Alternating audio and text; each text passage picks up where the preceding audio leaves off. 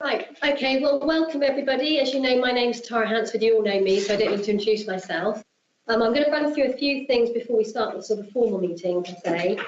On my right there, I'm really pleased to welcome Gemma along. She's the new support officer for our team, and she's got a little bit of time that's allocated to help support me running labs, so that's brilliant. And you've been receiving all the coordination of meetings and emails from Gemma, so that's to introduce Gemma. And also, my new manager, Ollie, is just observing for a little while. He's literally just in post. So yesterday we were able to sort of talk through LAF, and he has got to rush off, but you're going to just have a little bit of time observing. So Ollie's here today. We should have councillors, as you know, from Dorset Council and Bournemouth, Christchurch and Poole. There's been various changes in their roles. So we're waiting confirmation who are going to actually be assigned to the forum. So hopefully by the July meeting, we will know who they are. As you're aware, it's a hybrid meeting today, so some of us are here in person and some of us are meeting via Teams, and the public are able to access the meeting today via YouTube, so we are being streamed to YouTube. With regards to COVID, we've tried to space you all out. If you wish to wear masks, you can do so. There is hand sanitizer as well, and we just ask everyone to be respectful of each other in the room and with spacing. If anyone needs to use a toilet, they're out on the corridors, so through the doors here or the bottom of the room. There should not be a fire alarm today, but if there is one, then we will exit by the nearest emergency exit. So if you just leave everything here and we will get you out safely. As always with LAF between members, there's an etiquette. So can you please put your hands up or indicate to the chair or myself if you wish to speak. And I know Gemma's keeping an eye also on everybody that's coming in via Teams. And just obviously be very polite and respectful of everybody. We have Morella here today as well, who's speech-to-text reporter for Paul. So if everyone can speak in a steady pace and clear and audible, and I know if anyone's to blame, it's me, because I tend to go quite quickly, but Morella will sort of look at me if I am. And also, if you do choose to wear a mask, if you can just lift your mask down so that Paul can facilitate Paul with lip reading and also helps Morella hear everybody. I also like to take this opportunity to thank Paul for all his years as chairman. He's been absolutely brilliant and everyone's really appreciated all his hard work. And also to Jan Wardell, who's actually completely retired. Like I said, they've both been brilliant on the forum and we've really valued their input and support. Paul has continued as a member, so is here today. And I'd like to therefore officially welcome Philip as our new chairperson, and Janet Davis as our new vice chair. And as we all know, you as a forum elected them between meetings, so between the November training session and today's meeting. And but today we're formally inviting and seeing you as take up your posts. And at that point, I would like to hand over to Philip to start the meeting. Right, well, thank you very much, Tara, and welcome everybody to the meeting of the LAF on Thursday the 22nd, hang on, 31st of March. It's a hybrid meeting, as has been explained. If you can indicate to me by raising your hand on Teams, and I will ask you to speak. At all other times, could you keep your microphones muted? Otherwise, we're going to have some reverb.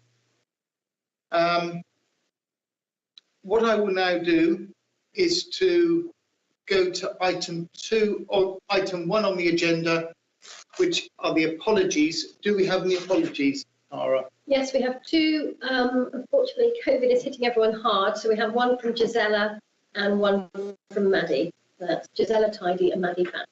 Okay, thank you very much. Item 2, declarations of interest. Now, we all sit on this LAF as individuals, but if there is any particular item where you have a declarable interest, could you please indicate at that time what your interest is, and they can be formally recorded. I'll move on to item 3, the minutes for the last meeting and matters arising. We've got the minutes in front of us from the meeting held on Thursday, the 22nd of July, 2021, which was held as a Teams meeting. I'll just do a quick page turner. So if there are any items of inaccuracy you wish to raise, please indicate as we go through. On page 1, page 2, page 3. Oh, page 2. Yes, Paul. Page 1, actually. Page 1. The Portland Port issue, where I was to circulate a briefing that Amanda had prepared on local discussions with Portland Port about doing something about the extremely unsatisfactory routing of the Inland Coast Path around Portland Port. And yes, I circulated Amanda's material that day, and this triggered a bit of discussion with Amanda and with Janet.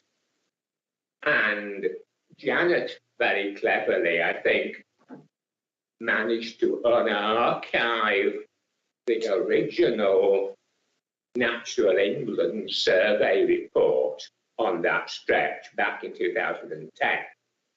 And there's a paragraph in it which says essentially, yes, we agree that the route around Portland Port does not meet the requirements of the legislation, and we have it in mind to provide a better routing if we can. So the agreement between us was that a two-pronged approach. I would do a letter to go to Natural England saying, well, that's what you said 10 years ago. Can you update us on what you're doing? And Amanda would draft a letter for the lab to send to Portland Port in support of her arguments. Looking through my computer the other night, I can find a draft letter to Natural England and Janet's comments on it. I can't find any record of having sent it. So unless Janet can recall it having gone, I need to fish that out and do something with it. And nor can I, to be honest, find any trace of Amanda supplying this draft letter to Portland Port. So basically both those two legs of the action are hanging fire at present. Okay, thank you very much, Paul. I'm just looking for points of accuracy in the minutes, but if you want to come back... Oh, sorry, I thought you said you want to look at actions. Right. What I'm doing at the moment is just doing a quick page turner to take points of accuracy, and we'll take up matters arising afterwards. So anything on page 3 that... No, nothing there. And finally, on page 4, no points of accuracy. So if somebody would like to propose those minutes to a true record of that meeting. Yeah, I will. Thank you very much. At that distance, I'm sorry, I just can't pick out the names. Oh, this is Janet speaking. Janet, thank you very much. And a seconder, please. Chris, thank you very much indeed. If we can indicate all those in favour. In the room. And anybody that would like to object to that? And any abstentions, those not at the last meeting? Myself. Right. Thank you very much. Now, we've had one after action that Paul has raised. Were there any others that we could briefly discharge? Do you have anything, Tara, from after actions from last meeting, matters arising that aren't covered in the agenda? No, I think most things are covered in the agenda. Quite rightly, Paul brought up about the Portland Path. So that one we didn't have a record of anything. So The other thing that I would be anxious to pursue was this bus improvement project of DCs. Is that somewhere else on the agenda, Tara, or do you want me to pick that up now? I put that onto the proposed work programme. So I think in the work programme would be a good place to discuss that. That's all right. Is that okay, Chairman? That's fine. That'd be appropriate. Thank you. Item 4, the last standing orders, recruitment and councillors. There's a report attached. Tara, would you like to speak to the report, please? Yes, of course. So basically, explains it all on the paper. We know there was some history and we had some discussions about the standing orders, which would be good to sign off today. Basically, there were a couple of issues that were raised by one member who's now stepped down. One was that the current number of LAF members at 18 was too high and should be reduced.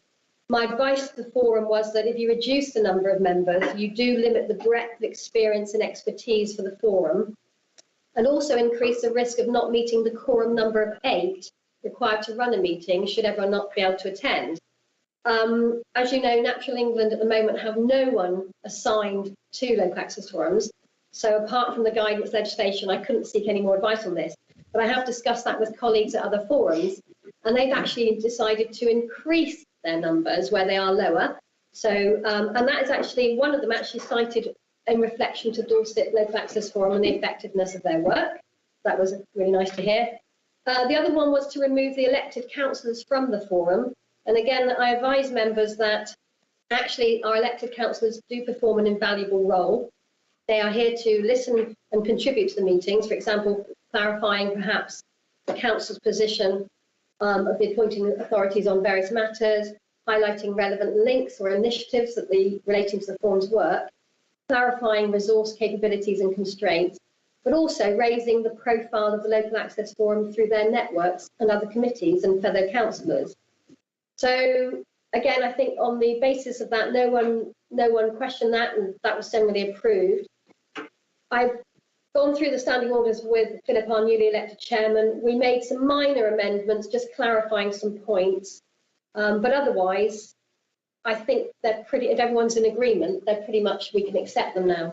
And I also just wanted to add to that in that report to explain that we've deferred the next LAF recruitment to next year because we feel there's been so much upheaval for the LAF, and this will allow you all to bed in and really get into the LAF work programme. So, so like I said, it's been deferred to next year. Okay, thank you very much, Tara. Now, we have a recommendation that members agree, endorse and adopt these standing orders for the Dorset Local Access Forum. Now, I would like to propose from the chair that we adopt these. Do I have a seconder, or would anybody want to make a comment? Chris? Second. Seconded. All those in favour? Just indicate, please. I think that's nice. Everyone coming in on Teams, if you can put your hands up if you support. Right. I think we are. Anybody against? Indicate. No. And unanimous. No abstentions. Thank you very much. Thank you.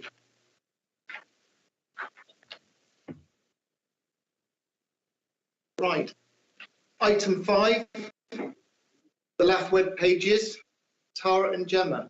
We have a report. Yep, so I'm hoping everyone's read the report, and as you can see, as you all know, the background to the web pages has been very difficult to try and get them updated. However, myself and Gemma largely, we've been working on this and updating them, and Gemma, I was going to hand to you to explain, and I think you can show everybody. Yeah, I'll try and share my screen. I don't know how it will appear on the big screen.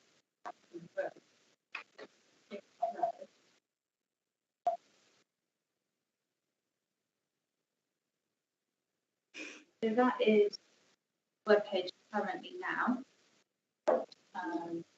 Don't worry about not being able to see the great detail. It's just to give you an overview really as to how we've updated things and what the updates are. So most of the updates I've done so far are just to make sure the information is up to date. And a couple of things that I mentioned meetings. You can see the page specifically for meetings now in that middle top one. And then we are also looking to add resources page. Our web content designer sort of said that's absolutely fine, we can do that.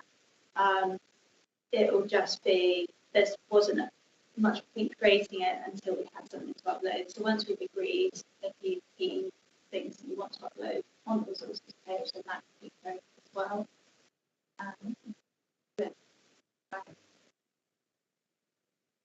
So this is our new sort of about page. This used to be called Just Dorset Local Access Forum, which I think falls under confusion. And so originally we asked for this to sort of be our main landing page, but the web designer sort of explained to me that if we remove that page, it would push our main page tiles on that I just showed you sort of down in the order, so the tiles would appear at the bottom of the page, but it would make the page more difficult to navigate. That might be something we can work out if you have suggestions about where you might like to go, but that just seems to be a good place to leave that for a minute. So none of this information has changed, we just sort of created it now. About today, our information pack at the bottom, that is out of date, so myself and Tara, we can look to update that and get more. So this is our new meeting page. So you can see at the top there's a banner, and we'll try and update that regularly just to say the next meeting will be held on this date, and then when the YouTube link, that will be popped up there as well. So that will go right at the top so everyone knows, and hopefully we can get that out to the public a bit easier and get some more engagement, which would be lovely. And then we just got the same information about when, how, and then the thing that I think we've been after for a little while is uploading our agendas and minutes. So what I've done for now, our current ones are the agenda for this meeting and minutes for the, and we can add to that as we go through, and then maybe after a year or 2 years like that.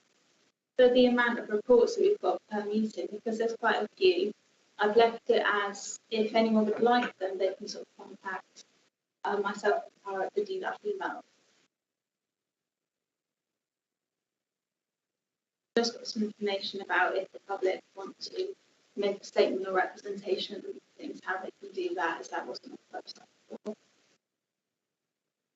And then, yeah, the Get Involved page where all the recruitment information was on, we've just changed that to remove the recruitment stuff because we're not currently recruiting at the minute. And that's all been saved for when we do recruit in the future, then that can just sort of be updated and be put back on. And then the members page is just the same information that sort of was there before, but just updated with all your sent out a few weeks ago with the table of your interests. And then the councils at the bottom, we've just got a few that they'll be updated. And well, we know who that would be. Thanks, Gemma. That's brilliant. And just to add to that, with the info pack, that's obviously basically normally goes out with recruitment. So every year we have to update the links because they inevitably change. So we'll be going through that and just updating all the links. The main content of that stays the same. With regard to all the reports and papers, ideally, they're crucial and critical with every meeting, so the public can see as well. So we're working quite closely with Web Team to make sure they can go on, and they will go on basically because that's all part of the meetings and minutes. Sometimes when you search for the LAF page, because of historic web pages, it would take you to the completely wrong landing page and you can't access this. And again, the Web Team are working on that. They're aware of those issues. And also with the introductory page, the wording, we are going to work through that and make some minor amendments to the background and the explanation and the role and remit of the format. That needs to be freshened up. And the other thing is we are now allowed to add images where we haven't before. And what I'm proposing is that hopefully, if in the July meeting, we can all get together with the approval of the members, we can take a photograph of all the members, because we used to always have a photo of all the members and we also used it for the annual report. And then we will also add in some other photos, just illustrating the work of the forum and all the areas that you touch on. And then we can work together on that. We can supply photographs, but also members wish to supply photographs.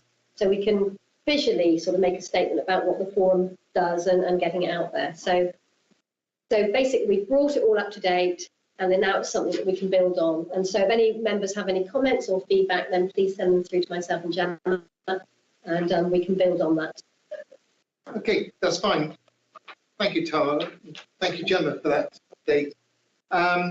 Right, so we have a formal decision to go forward to decide if we would like that group photograph. How do we all feel about it? Well, yes. Yeah. Yes. Yeah. It shows the public who we are and gives us an identity. So if we could have hopefully a good turnout at the next meeting, COVID permitting, we'll organise that. Brilliant. Okay, Okay. we'll coordinate that. Thank you. Right. Thank you. We'll move on to item number 6, which is the Dorset Rowett. And Tara has produced a report which is attached. If you'd like to speak to the report, please, Tara. Well, basically, I'm hoping again everyone's read their papers before the meeting. This was responding to the last very helpful comments about issues that they feel need to be included in the Dorset Rights Way Improvement Plan. As I explained at the top, we are in the process of collating all the information, so from the Local Access Forum and public and other user groups. We carried out a public consultation. Again, it was unprecedented compared to other local authorities in that we received over 1,000 detailed responses. You're all aware of the consultation. It was very detailed in its questioning, asking lots of issues, everything from covering information and promotion and education to management and maintenance, to specific improvement ideas, to UCRs, so we can prioritise UCRs, where the Forum have also contributed to that work in the past. Access land, which Jim has done a lot of work with Amanda and other members of the Forum. Their understanding of that. Also about trunk road crossings, where we can hopefully prioritise where we need to address severance with Highways England. Again, other work that the Forum has contributed in. So there's a lot that we're actually sort of working through, and this paper was responding initially to some of the comments that the Forum have also put forward. So we did explain the response within there, so I don't know if there's any queries into response to that, or whether the Forum are happy that we're carrying on with that and they want to continue to feed in, then please do so. I think, Janet, sorry, did you have a question? Yeah, it wasn't really about the contents of your report, which is really helpful. It was just to see if you were able to give us a rough timetable about how this is going to proceed. Well, we're carrying on throughout the rest of this year. There is a lot of work to get through. So as per the timetable, I mean, basically, legally, we have years to produce the next ROIP. So you don't have to, you review it, and we've reviewed and decided we're going to rewrite a ROIP. A lot of local authorities have decided to defer because of resources and do a quick update. But we want to rewrite and revamp and really update our new one. So, but we are using the rest of this year to carry through this process. Nicola. Could you just give a very quick summary? I know with 1,000 responses it's a bit difficult, but a very quick summary of the sort of interests that the public actually showed. Which areas? Yes, which areas? So at the moment, we've got some people that are starting to look at that analysis, because we'd like to say with 1,000 responses with so many different aspects, and also then breaking it down into general members of the public, different organisations, different user groups, and we also did a section for landowners. So I've got some headliners that I'm sort of coming out, initial ones, which I will update and circulate members as we're going through, so you can continually feed in. And because there may be some areas that I might say in your networks, can you go out and just find out a bit more information to feed in? So I will be letting the Forum know once we're sort of doing some more of that and updating on those key headliners, and then as we work into that information. Janet, did you want to come back again? You've got a hand up. Was that a legacy hand? So, legacy hand. Right. Yes, Fiona. Yeah, I think it's really good news that you had so much interest and that you are doing such a detailed plan, because without detail, how can we know what we want to deliver? So my question is more about how the ROIP will be used and how is it going to be embedded in other plans to enable it to be delivered. So I think that's the key thing, however good it is if it's on the shelf. So will it go into land use planning, be available for agriculture, all the other initiatives?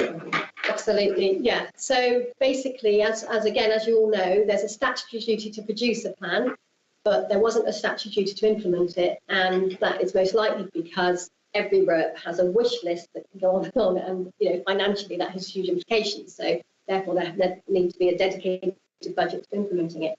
And also, we were told that to implement ROPs, we had to be innovative, creative in how we went about that, and that basically meant, trying to find ways of delivering without a budget. So, and as you know, to date, my role has been very much about working to deliver a lot of improvements, and I've been working with various internally partners and externally, and all sorts of funding streams to get money in. The message very much is that this is very much going to be a service strategy. We have emphasised that as much as you've got your key strategic issues in the ROIT and you have the actions, that we would also have delivery work programmes. So sort of 1 to 3 year work programmes, and that would then help with the monitoring of how the plan is actually implemented. It's also tied in very closely with all the relating strategies. So local plan, I also sit on the local plan group and working up all the policy regarding green infrastructure. I will sit on the local transport plan group. They're going to shortly be starting on their new local transport plan and how the ROIT integrates with that. Climate and ecological emergency, again, tied in with that and delivery. So all the key strategies, they're all tied in and they're all reflecting as close as possible. Of course, some of the timescales are differing, so we're also having to work with older strategies. But the first ROIT tied in with all the existing ones as well anyway, all the key ones. So that's all being developed sort of, alongside each other. Okay. I'm particularly interested in item 3, where we're talking about addressing where improvements to roads have effectively severed crossings of, in particular, bridleways. In the past, that was never considered, begun to be considered now. And we need to look at where these routes have become either improved by road design, and also where roads have become busier due to volume, and look to see where we can stop the fragmentation and severance of rights of way, in particular bridleways. And that is something very close to my heart. What we do have is the equine or horse passport data of where horse riders and horse owners live, and we can interpret that data and show where the population needs safe riding routes. And that is something that we have not considered before, and we need to consider in the future. Paul, you wish to come in? Some time before lockdown, I would say early 2019, we did an exercise and identified probably about 7 or 8 cases where an important bridleway route was being chopped in two, mainly by the A35. And that was all documented, and I assume you've got that. Yes. So all that information, and like I said, alongside all the UCR, because if you remember, I asked you things, and also UCR, and the members went out and gathered all that information. That's all being fed into this review of the ROIT and being mapped alongside all the feedback we had on those issues from the public. But I must remind everybody, I keep emphasising, there is no dedicated resource or budget. This is trying to ascertain what the main strategic issues are, what the key actions need to be to enhance that network. Well, enhance the rights of way and develop a network, because as you're identifying, it's severed. There's so many issues that aren't allowing a network to exist. But this is amassing all that information, but the next, obviously, in implementing it, the task will be, how do we deliver? And being innovative and creative, it's working with partners, it's, are there funding streams? What can we do internally? How can we double up on different projects and maximise those resources? So So like I said, it's going to be as thorough as possible, but the implementation, that's then gets really tricky. But so it's not raising expectation, but it is centralising all that information. What triggered our initial exercise several years ago was maybe saying something in some paper somewhere or other about Highways England having been given a piggy bank Yes. to spend on these cases, which I assume has now gone, has it? No. So if you remember, I was having meetings with Highways England. This is where it all came from. I came back to the form and explained that there was is that your phone, Chris? Oh, right, sorry. Yes, so I was meeting with Highways England because I found that there was a pot of money to potentially improve road severance issued by the Highways England trunk roads. And I had meetings with that organisation. And if you remember, they said that it was a very small pot of money that spreads across the whole of England, and we'd be lucky to get one crossing. So we always were aware of that. But no, that funding is still available. And this, one of the actions to be with this is we can get our top 5. That will then go to Highways England and see if we can be successful in securing that money and that improvement, if we're lucky to get one. I was told that there was an underspend on that. Yes, because of COVID. It's not so much an underspend in the sense that because of COVID, things stood still. But I'm still in liaison with it, and they know the work we're doing, and they know that they will be getting feedback from this consultation, the ROIC review. Fiona, you wish to come in first. Just a question on information, as I'm new to this. Is there any duty on highways, be it Highways England or locally, and the planning officers in determining planning consent to have regard for rights of way and for the ROIC, future rights of way? Yes, so when we have, so if you're thinking like with planning development, when there's applications through planning, yeah. So there's a whole group of people that respond to planning, and I respond to plans as well as the rangers. So the rangers will tend to identify if it's going to affect a right of way and flag up all procedures that need to take place. And then I will add to that about wider potential strategic gain and how we might want to enhance the network. And I tie that all in with legislation, and I also refer to the ROIC and refer to policy. And so that will be entrenched in all that as well. And then we link that back to the national planning framework, which talks about green infrastructure and rights of way and all the integrity of their character and how to enhance the network. Looking at one that's just gone through and has not followed your suggestions. Well, So I wondered if it was a duty, and the highways particularly obviously was something. I'd like to come in on. As far as I'm aware, most major capital road schemes, is 3% of their budget is allocated for improvements to alternative means of transport other than the car, which includes horseway, cycling, walking. And it's to incorporate 3%. We did a scheme around the Oval called the Western Corridor Scheme. 3% of £28 million is not a small amount of money. 3% usually is allocated. It's not, but sometimes you just need to remind the highways people that they do have that 3%. Exactly, and that's what I'm aware of the budget, but these schemes do also cost a lot of money. But like I said, from this, we're then going to put forward our priority ones and hope to get one solution. They like to very much accommodate all the users where possible, but it has to be very much evidence of need and numbers. It always comes back to numbers, but like I said, 3% is pretty flexible. It's just the thing is they'll soak it into their overall budget, forget to spend it on what it's supposed to be intended for. And sometimes it's a matter of reminding. But we are in constant dialogue about that, and they know this is coming to them from this research, so they're aware of the timetable and the information coming. So thanks. Yeah. I hear what you're saying. We need to hold them to account. Exactly. And one of the things I would pick up on is where we are putting in new cycleways, that we can use those to restore the links where roads have got busier, so that we get the full value with multi-use and equestrian usage, so we don't get these no-go areas. For example, I've been working with the Transforming Cities Fund with the cycling project in Bournemouth Pool area, where we've got the new 6 cycle lanes going in. Now, although they are predispositioned to have short cycling journeys for people going to work, there is a benefit there for horse riders.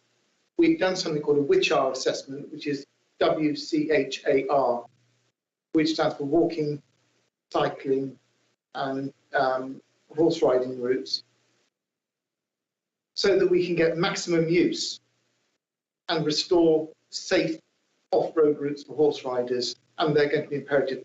We're going to pick up that later on the agenda. Does anybody else wish to add anything else on this discussion? Right, Tara, that was just for information only. So as a committee, we duly note that. And we will move on to item number 7, which is the BCP ROIT and the LAF response. Now, Paul, I've got your name against this. Do you wish to take? I wondered about that. Yeah. But in essence, yes, back in sometime last year, I did sign off our comments on what we then draft, which was predominantly, I think, me and Janet and Lee Hardy. And in a sense, it did expose the fact that our local knowledge over on the eastern side of our patch is not as good as it ideally should be. But nevertheless, comments were sent in. I got an email back from Pip saying, yes, thank you, he would incorporate this in the final issue. And we have another paper, I think, somewhere in the heap from Pip, which says, yes, he is now at work on that process. So I think basically it's done. And of course, part of it is the fact that what it was doing was a relatively minor upgrade operation, because the Bournemouth and Poole rowing was quite extensively revised a couple of years back. So he hasn't had to have the drains up in the way Tara does, because her existing rowing is so historic. So as far as I'm concerned, yes, it's just a question of, unless Pip has something he wants to say, it's just a question of waiting for the final version to come out. Okay, I picked up originally there wasn't a 12-week consultation period on that, which by statute there has to be. I believe that's going through at the moment, isn't it?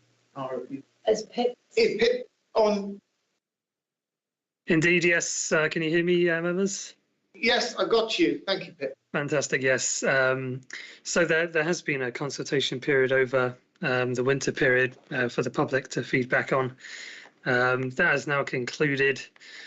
So yes, as Paul says, there is an editing process which is going on, and I believe that should be finalised soon. I'm just waiting on the adjoining authorities to feed back finally.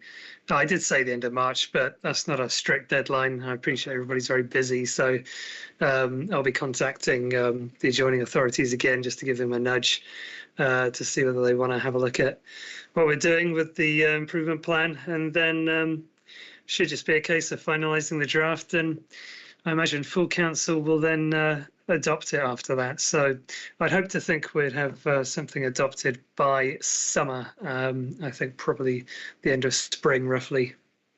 Thank you, Pip. Thank you. Does anybody else wish to add to the discussion? No? Right, so that is for information only. So we will move on to, well, basically, do you wish to add anything on item 8, which is the row? I think you've covered it in what we've just said, Pip, haven't you? Okay, yes. Well, if you feel as though I have, then, but if you have any questions, then I'd be delighted to answer them. Right. Transforming Cities Fund projects. Do you have anything to add? Because I've been questioning which parts are multi-use, and I haven't really got a satisfactory reply back. Now, I appreciate that I have got in front of me a reply that came in late last week from Chris Peck, and I have not been able to achieve a clear understanding of which parts of the routes are going to be multi-use and which aren't. Now, I do hear that primarily it was for short distance commuter routes for people cycling to work. But my firm understanding from a ministerial statement going back to 2011 from Richard Benyon is that cycleways should be multi-use and include horses on the same surface. They're set up under the active travel routes, and active travel under section 6 of active travel policy includes horse riding along with skateboarding and roller skating. And the routes are laid down under LTN 120, which also includes horse riding. So from my position as a horse rider, I would expect to be able to use those routes because the government are saying that horse riding is included under these policies.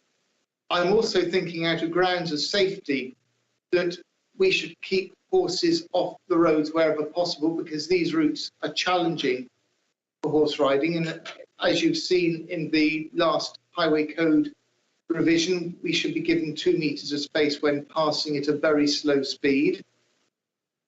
And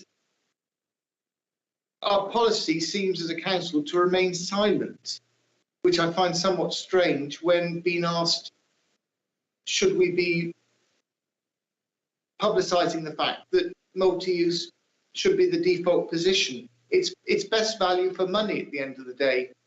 It's been put in, yes, I grant you for the Transforming Cities Fund, but that should be all inclusive. Would you like to comment on it, Pip? I can only comment in as far as that the few routes that I have had involvement in, some of them do, by, as you say, legal necessity, have to incorporate horse riders because, of course, they're dependent upon bridleway designations. So an example of that would be sort of the routes going from sort of Herne up to Ferndown, for example. Other routes have a footpath designation at the moment, a public footpath designation. And I think what we're sort of working out at the moment is that we've got a public footpath extending from, say, Throop up to Herne. And the question becomes, well, what do we do with the footpath? And then what do we do with the designation that we'd want to create this commuting route? And I think what's sort of been laid out is the fact that if anything requires sort of a diversion of a public footpath, then it'll have to remain a public footpath. But anything which requires the implementation of a walking and cycling route would more likely have a legal designation as, say, a cycle track. So that is simply the way it's sort of been worked out by more executive levels than mine. I've more or less just been involved in sort of the any diversions of footpaths or the retention and improvement of bridleways. I'm entirely sympathetic to the idea, though, of course, that yeah, absolutely, we should incorporate the bridleway traffic or the horse riding traffic where possible. And there are, as we're always reminded by British Horses Society, that there are sort of legal requirements there for authorities to abide by, which require sort of the implementation of safe horse riding margins along the highways, which I think has been sort of a point of disappointment amongst the horse riders. And I can see why, because there's a lot of really fantastic horse riding areas that just require a bit of thinking to get them joined up. And I suppose as part of our rights of way improvement plan, we do have policies in there which seek to improve that connectivity. I don't think that the horse riding connectivity is, as you say, been necessarily the main consideration for TCF, and I think the reason for that is sort of a hesitance arising from sort of the intention of the money to be spent for the purpose of commuting, and that it wasn't necessarily considered to be a realistic commuting option, sort of horse ride to work. But, you know, I sort of awkwardly sort of fall between the powers on this one, whereas I really want to see horse riding, but I can also see that there are sort of some limitations placed upon us as to what we can realistically achieve. But really, in order to get the best sort of explanations, I'd probably direct you more towards sort of more senior members of the transportation unit than myself. I think Richard Pincroft, etc., would be able to give you sort of a more in-depth answer as to what can and can't be achieved with TCF with regard to horse riding. But, you know, I'm all for it. I'm all for it. But I hope that, you know, maybe what gets left out as part of TCF, we can hopefully achieve via our own improvement plan. That's what I'm hoping. I don't want to shoot the messenger, Pip, and I entirely hear your support for equestrian use, multi-use of these routes. What you are saying is the person we need to speak to is Richard Pincroft to further this. But where I'm coming from, many meetings were held with the team to do these which-are assessments, which are best practice, to try and identify where there are issues where multi-use could not take place. And there was an implicit understanding that wherever possible, we would join the dots as a group with stakeholders to it. So there is an understanding that we should be on the same track. I know we've got the cycling agenda coming later on the agenda, but it might be appropriate just to sort of develop this point slightly. In principle, there's not a problem. You're going to use bridleways in certain areas to create the cycle routes, but you've recently opened Queen Anne Drive, Merley, which is a fantastic off-road section. I've questioned whether or not it is multi-use. The reply said it is not single-use. It is silent in some ways. So I would think horse riders would be anticipating joining up the Castlemaine Trail to other destinations into the more eastern sections. You know, obviously I can fully appreciate we're not wanting to ride down Ferndown High Street or into the centre of Bournemouth, but there's an anticipation there that maybe we could enjoy equestrian use on the less urbanised areas. And potentially, if there is an issue, we could refer this up to Active Travel England, because it's all set up under active travel. The money's come for active travel. We're very much on the agenda in section 6, and it would be best value for money. And maybe Chris Boardman's team at Active Travel England might have a view on it, but that is something we can explore on a later part of the agenda. But you would be supportive, I'm hearing. Yes, of course I would. Okay. I'd be supportive of that, yes. Yeah, thank you. I think Nicola and Fiona wanted to come in. Firstly, Nicola. I'm going to be awkward here because none of it seems to make sense to me. If obviously these routes are designed for commuters and the money comes in for commuters, so would that also mean that cyclists who are taking leisure journeys are not supposed to use them? I mean, you know, it doesn't seem sensible. And in which case, the route along the Lye Road would mean that most of the traffic would have to be removed off it, because it seems to me that it is mainly used for people who are taking leisure journeys. Just a thought. Fiona?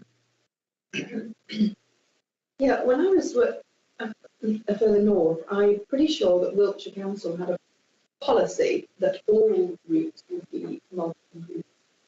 It was very helpful. I was only aware of one, it must have been on ones where a landowner blocked, perhaps, multi-use. Is this something that it would help to raise the profile if our two councils, if there was a way of getting our councils to adopt that sort of policy? Well, Or is it needed? Or is it just a reminder that's needed? We'd have to support Pip and others working in it. I think really what we'd do at this point, it might be helpful as we've got a free running discussion to incorporate item 13, which is the cycling discussion. I think, Tara, it would be appropriate to sort of continue this discussion on and end it. Now, Devon County Council have a preferred option of multi-use of cycleways. I hear what Nicola says. Yes, we're looking to produce journey routes under active travel to get people to cycle to work rather than use cars. But there's a greater thing than this. The idea is to get people to exercise more in safety. It's a way of saying, right, let's try and abandon the car and get away from fossil fuels, cycle, do our health a lot of good, our hearts, but there's something more to it than that. In the case of horse riding, 2/3 of riders are women. And women do not like to exercise alone out of safety. And you can understand why with certain things that have appeared on the news in the last 12 months. So being on a horse, it empowers them to go out alone. And that's an important consideration. You've got the disabled, the less able people who can't walk very far, who want to get out and enjoy the countryside, and the horse allows them to do that. And also it's common sense. If you've got a horse and you want to get off the highway out of safety, you should be allowed to do that. Because the last thing you want is for a vulnerable horse and rider to come up against an HGV on these roads. I don't want to make this a monologue, so I would invite other members of the panel. I see that MW has a hand up, so that will be Mandy. Mandy. Hello, Mandy. Hello. Yeah, I guess 2 points I wanted to make on this one. One is not only what you're referring to there about horse riding on these stretches that are being created, but also what ones might be taken away potentially. Because, for example, there's right behind me, there's a bridleway that runs around Longham Lakes, which is regularly used by horse riders, and that is potentially being turned into one of these cycleways. So there, I guess there's also some potential there for what's going. But also I just wanted to point out, just for knowledge, that the Transforming Cities Fund project is something that I'm extremely close to, was involved in right from the start, from the concept stage.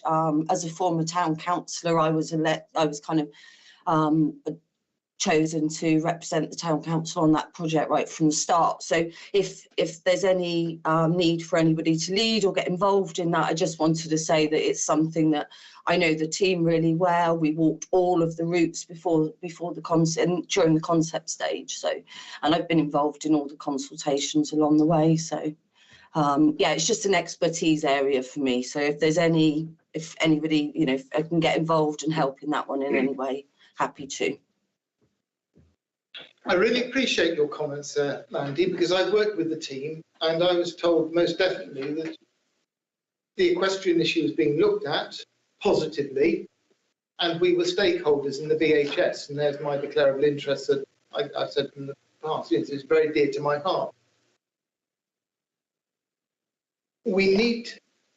I don't believe that the councils have a defined policy on horse riding of these cycleways, and we need to look at it.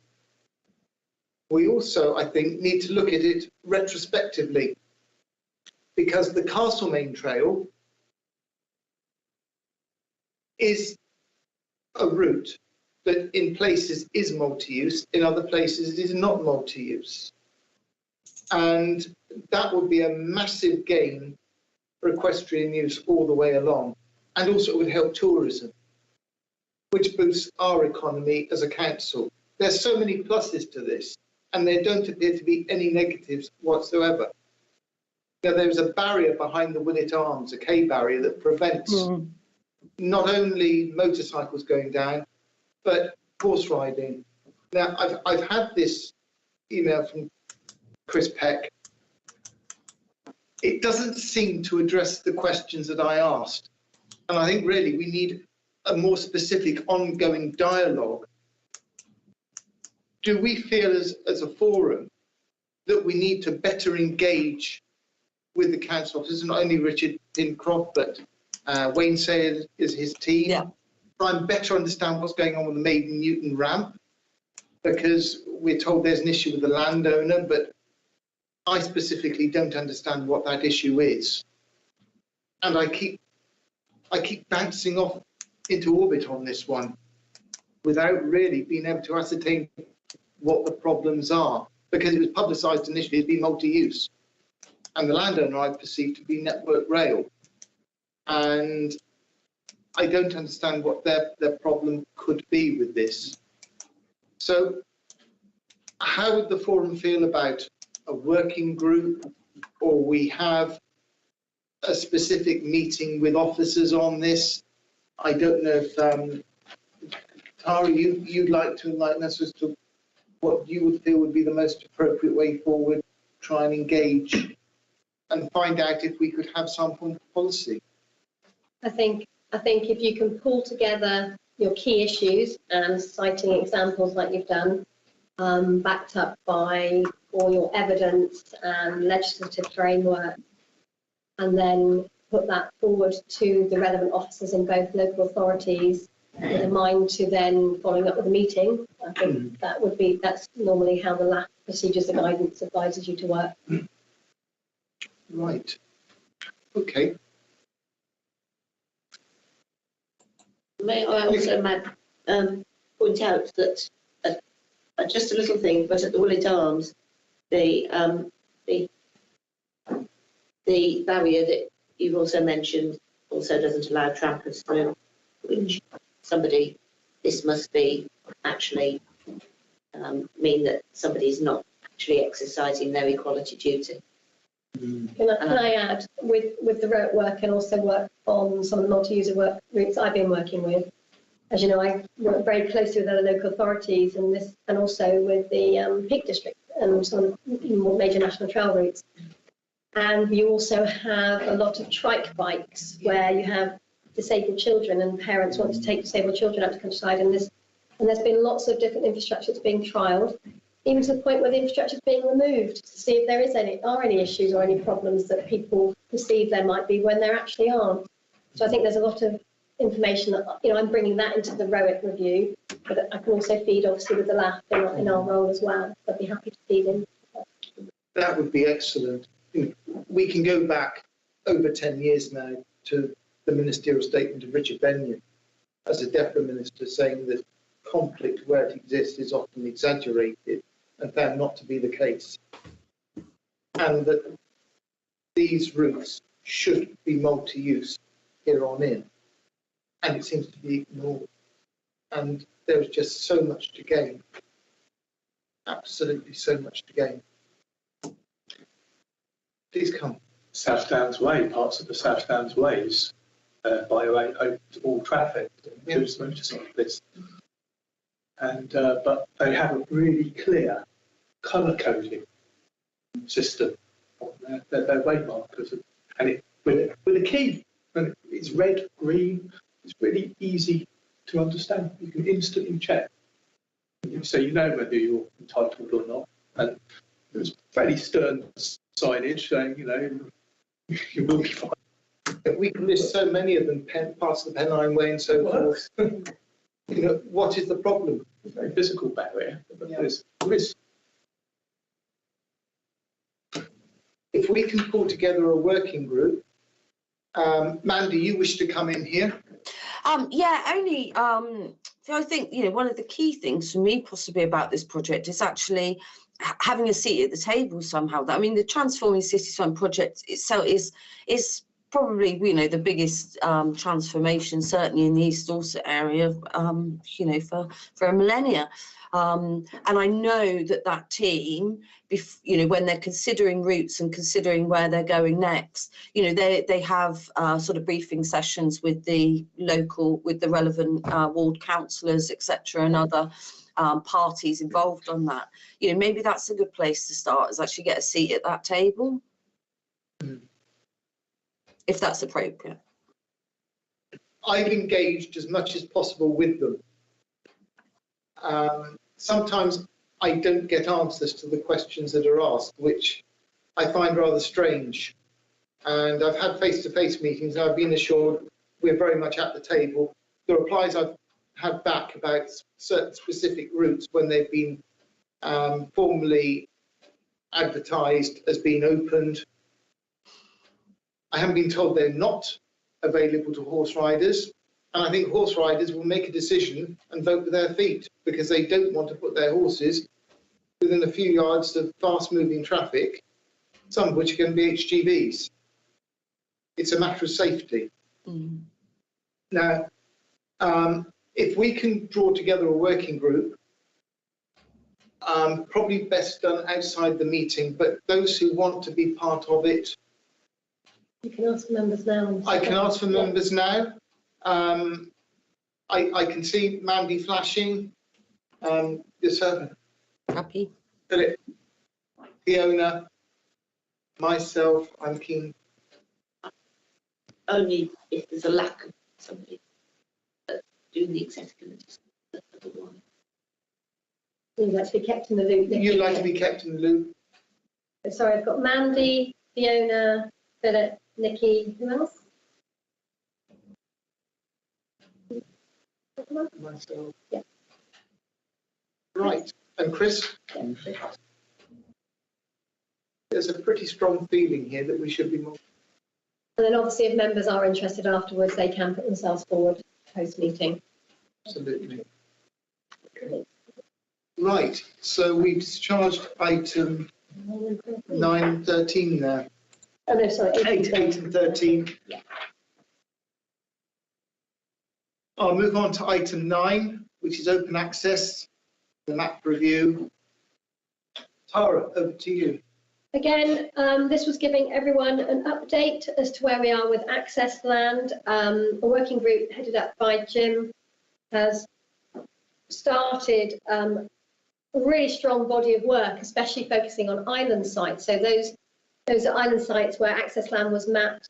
For those who aren't aware, the methodology to map access land was based really on their conservation values. So where they met Mountain Moor, Heath or Down, and then obviously common land, and we also have coastal margin with that now, rather than their access potentials per se. So we were left with a load of island sites where people can't actually reach them because there are no rights of way linking them. And there are various sort of initiatives where you can work with landowners and open them up, and the Natural England do have power to do so too. But this has sort of stood still a bit. So Jim, with the wider forum members, have been doing a lot of work.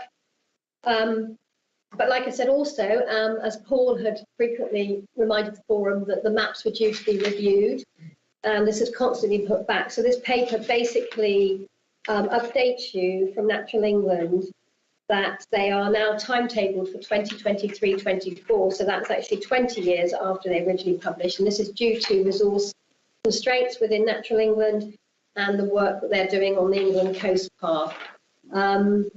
So my proposal to yourself was that you note that revised timetable and obviously make sure it's programmed into your work so that you know in 23-24 you will be involved in reviewing those access land maps. And remember, the review could equally add to as much as remove landscapes, depending on how their designation, how they fare in that methodology, if it is maintained the same. And then I just wanted to add a little note that in my work with Natural England on access land, they are looking potentially to having some sort of funding for access land, but that, way off, not confirmed. But in trialling that, I did secure some funding from them this year to do some improvements at Parley Common in East Dorset. But like I said, there's no formal grant funding in place. This is a long way off, but we were piloting that. But it was just good for Dorset because we actually secured that funding. There are also, as you know, as members of the forum, you are involved in restriction reviews. So where access land can be requested to be temporarily closed off to public access. And I have been warned by a colleague in Natural England who oversees this that we will have a few coming shortly. So I will be circulating them to members, and you'll be doing that work between meetings, and then we'll formally sign it off in the July meeting. So it was largely for information. Can I ask, sorry, what the parameters are for the access grant? I know that it's still, so effectively, are they piloting? They're piloting the possibilities of a grant. Oh, for this. I think that's... You say that you had some money. So. Yeah, I think that's basic. That's what I was saying. There's nothing set in stone. So I think to sort of, until we hear more details, I would, don't hold your breath sort of thing. There was my work, so I constantly dealing with access land, and we tend to be one of the few LAFs that constantly review feedback on our restrictions and our reviews and maintain that relationship. And I was just conscious of what was me doing and asked for the funding and then got this funding. But they put together a form and saying it was potentially for piloting that, but it's not an official pilot per se. It was more that we were advantageous in getting that money. But they are conscious that at the moment there was no clear dedicated officer leading on access land like there is on LAFs. But that's now that they're starting to roll out the implementation of the England Coast Path, some of that resource is going to start to come back, and then they can start looking at access land and other issues. And that's why they're saying, well, they're going to defer that to 23-24. So I think it's going to be, when the reviews come about, we'll be more clearer on what Natural England, what their capabilities and capacity are, and what they can actually do. So how extensive that mapping review might be, and if there's going to be any funding associated, and if there's dedicated officers. But like I said, I think we need to wait, and that date might get put back. We don't know, because the England Coast Path is priority. Yeah. Back on the 14th of March this year, an early day motion was tabled to extend the access to the nation's access to nature, health and well-being. So to extend the COACT to include rivers, woods and green belt land. It's only got something like 17 signatories at the moment. It's early days, and as a group, could Dorset Local Access Forum possibly approach some Dorset MPs to support, this motion, this early days motion to extend that Pro Act to include woods, rivers, and green belt land? It's to deliver on the government's commitment to their 25-year environmental plan to open up the mental and physical health benefits of the natural world. That's what they're signed up to, their commitment. Right. Would anybody like to take up that point and support it? We've got a proposal here. How do the members feel? I think the problem is that takes you into the world of lobbying, which isn't what we're here, but we are a statutory advisory group. For us to write the death for saying, yes, this is an opportunity to do things better. That is advice. For us to start firing off letters to MPs, no, that is lobbying, which isn't in our remit. Can I just Well, as a form. Basically, We can provide more information for the LAF to consider I was just its wondering, position in advice. yeah, basically as a member, if you're raising something like that, officially, if you could present a paper summarising those, explain to everybody what, I'm aware of it, but not all members might be. So if you can explain the background and what the legislation and what the movement is doing to try and expand on this legislation, so that the forum members have a full briefing, but then collectively they can make a decision as to whether they are in a position to provide advice, like Paul says, and it would be advice rather than lobbying, but where they might provide that advice or recommendation. So we don't. So as an organisation, we don't write a letter to our local MP. Oh no, you absolutely can, but like I said, it's as coming from an advisory stance. So I think it's just that use of terminology. So rather, and it would be the same. So as a forum, you may choose to. You can read this, get the full background information, understand what's being put forward, and as a forum, you collectively discuss that. Hopefully, reach a consensus. If you don't, there might be a majority, and then you can put that in your letter saying, there's a forum here of 18 members. It was a consensus or a percentage make this decision, and we advise as a forum. So that's basically, if you can present that information and the links, and everyone can make an informed decision. I mean, I think I haven't heard about it at all. But it's interesting that at some point woods were considered under the Crow Act originally, and a report was undertaken, and it was decided against including woods as crow access for a variety of reasons. And I'm not sure that rivers weren't also considered. There was a working party within what was a countryside agency at the time to expand under dedication land to. It's been yes, quite a while since it was last reviewed, and yes, and certainly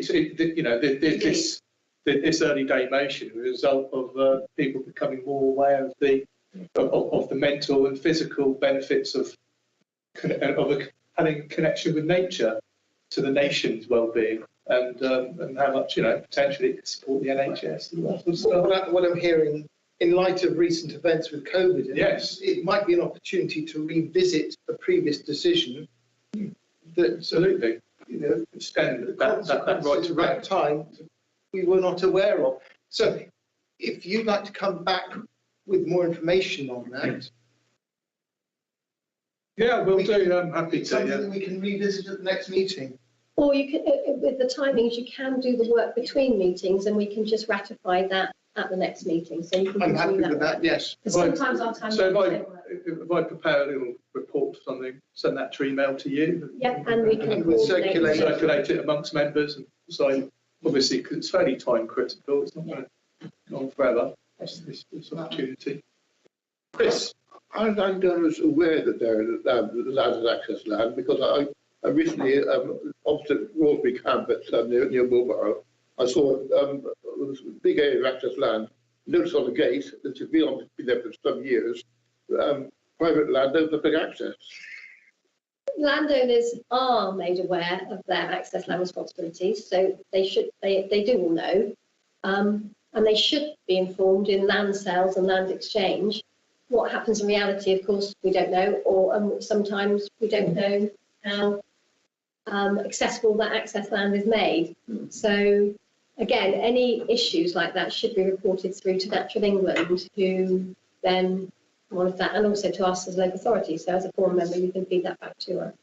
I'd say, isn't it the access authority's responsibility? Well, not Natural England, for ensuring that there's no misleading signs. Yeah, so we have no dedicated resource or staff to do that, but that's what I was saying. So that's why I followed that up, was if you report to us as well, but we then also notify Natural England as well, because it goes, excuse me, it should relate also into farm payments, which we know is all being looked at, but it also is meant to relate into how they monitor that. So, and I had the conversation with Natural England. It's quite connected to this misleading signage type issue. It's quite connected with the recent revised guidance to landowners regarding public access to land. They basically reviewed the countryside code, haven't they? Yeah. Hardly any publicity about it, very little. But when you read it, it's actually very helpful. It's a little bit more sort of positive about sharing spaces nicely and all the rest of it. And it's quite worth something, acknowledging. Really, it's surprised it hasn't received a bit more publicity. Can I just pull Janet in now because you've been waiting patiently? I've seen your hand up. Thank you, Chairman. It was really just building on what Chris has just raised about access to access land and how to report it to Dorset Council. If you've got a public right-of-way problem, the system is beautifully set up for reporting that and pinpointing it on a map and sending in a photograph of it. But how does a member of the public report a problem on access land? Who should it be reported to?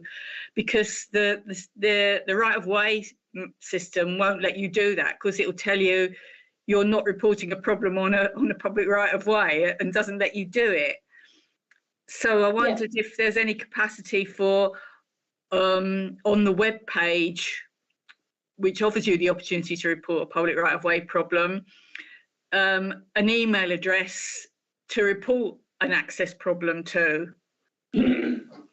Yeah, I can just add in that this is one of the issues I've raised through the ROIC process, so that we have to look at. We've had staff in the past.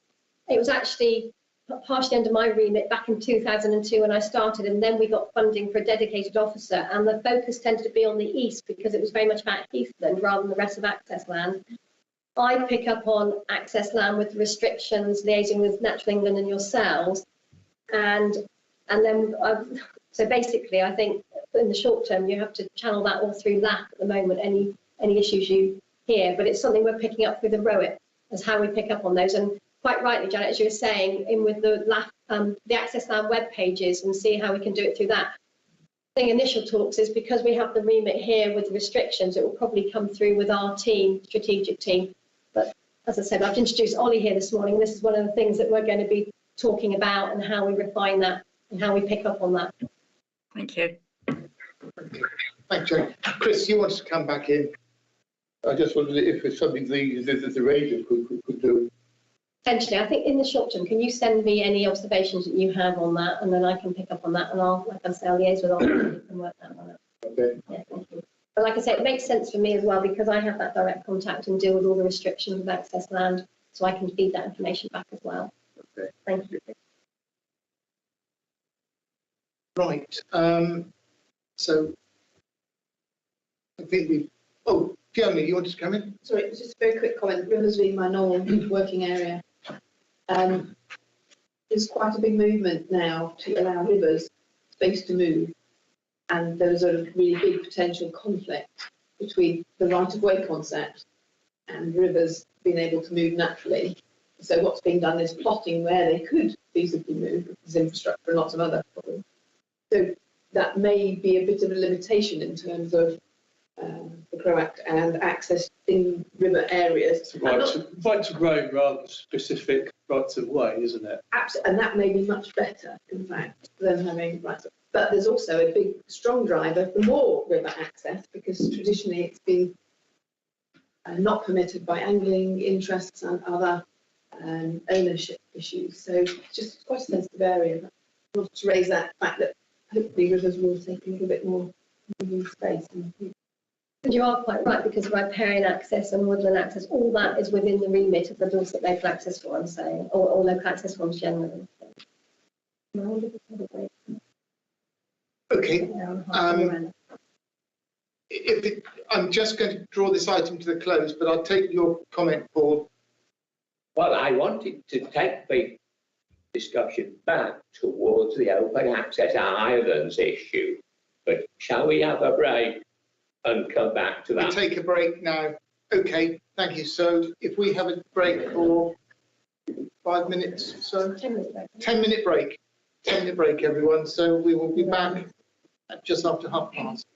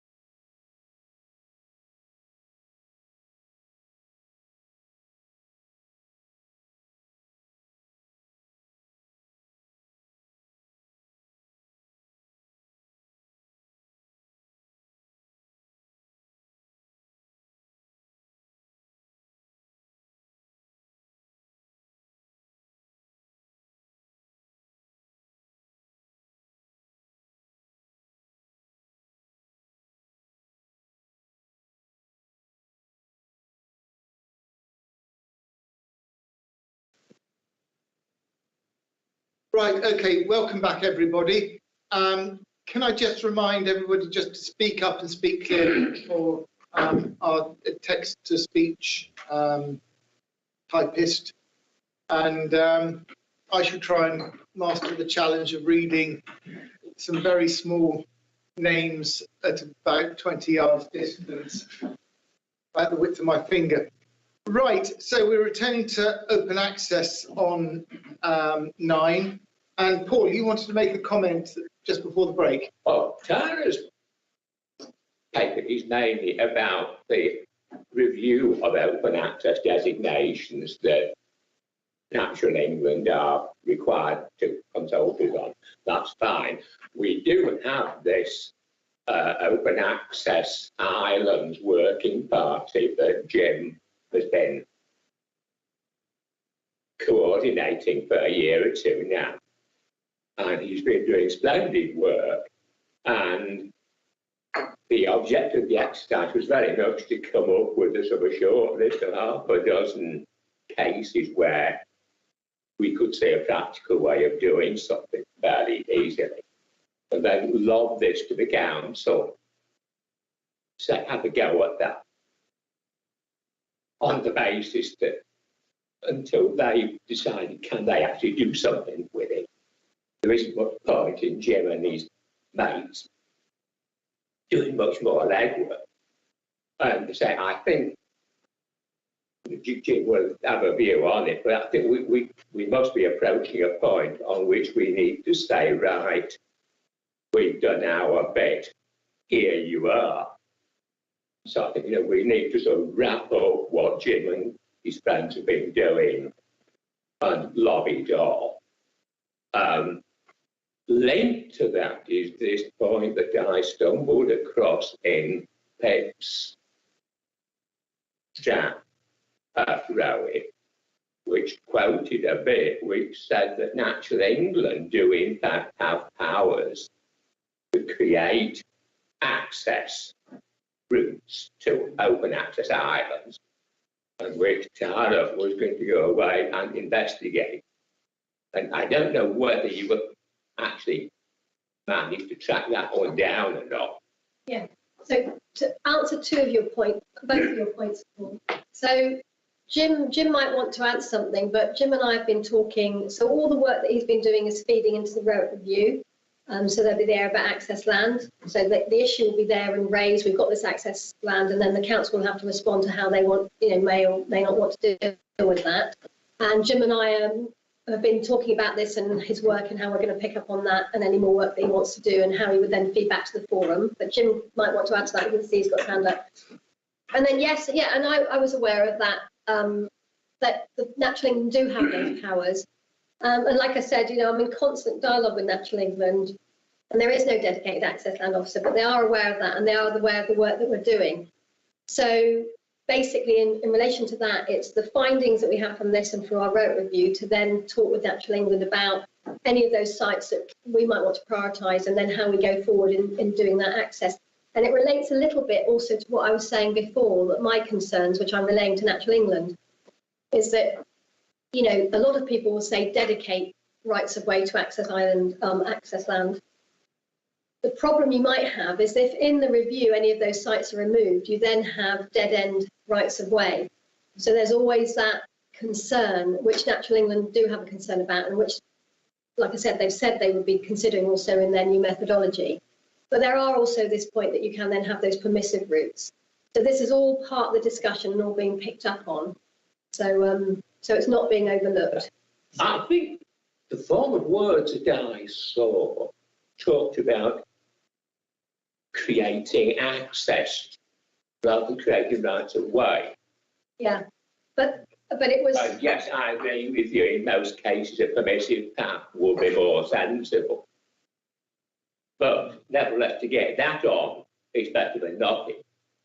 But I just think we're getting to a point where we owe it to Jim to be able to sign this one off and say thank you very much for your valued efforts. And draw a line temporarily. Yeah. Before I go to Jim, I'll just take a quick interjection from Nicola. I mean, I know what you've been told, Tara, but there are people in Natural England who this could be addressed to. Oh no, I am addressing them to that. I mean, somebody higher up than Richard, I think.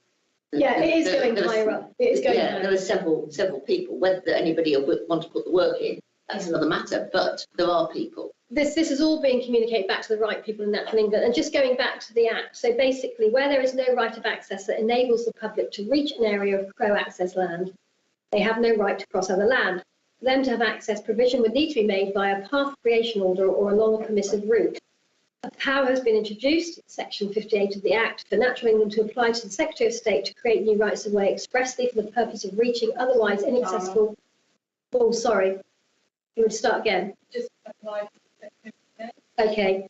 For Natural England to apply to the Secretary of State to create new rights of way expressly for the purpose of reaching otherwise inaccessible pro-access land. And this is why, what I was saying, that list that we come up as an authority, and we as an authority within our remit, we have to decide if and what we are going to do within our capabilities.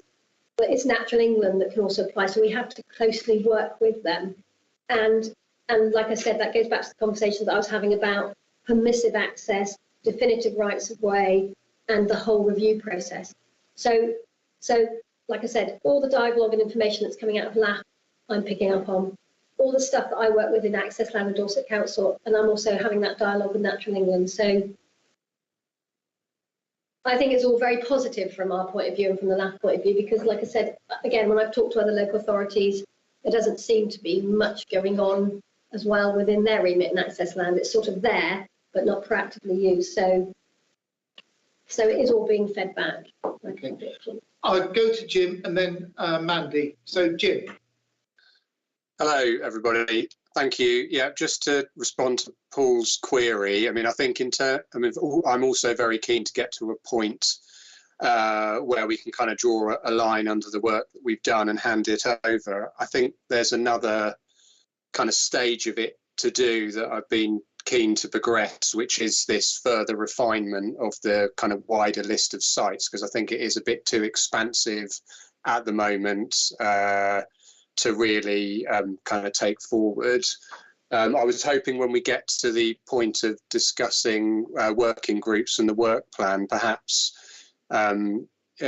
since obviously Jan has retired, would kind of like to put it out there to see if there's anybody else that would be interested to be involved in another kind of doing another hit on this work to try and just get some consensus on refining this list of sites, because I've obviously done the exercise to come up with a kind of draft list of priority sites, but I think it would be good from a forum perspective to have some kind of consensus across a working group that could then kind of help tie up those loose ends of the work. So hoping we can visit that in the working groups and programme discussion later in the meeting.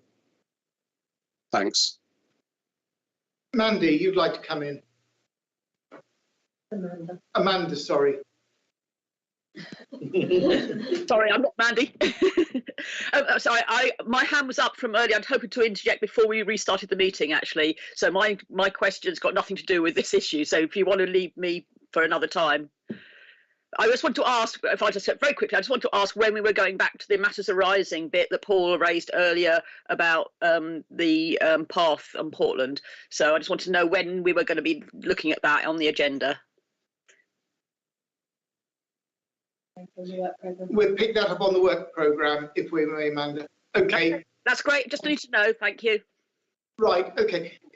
Jim, I think it's appropriate now to look at the work programme as regards this, and probably a working group, as it's sort of hot off the press for our discussions.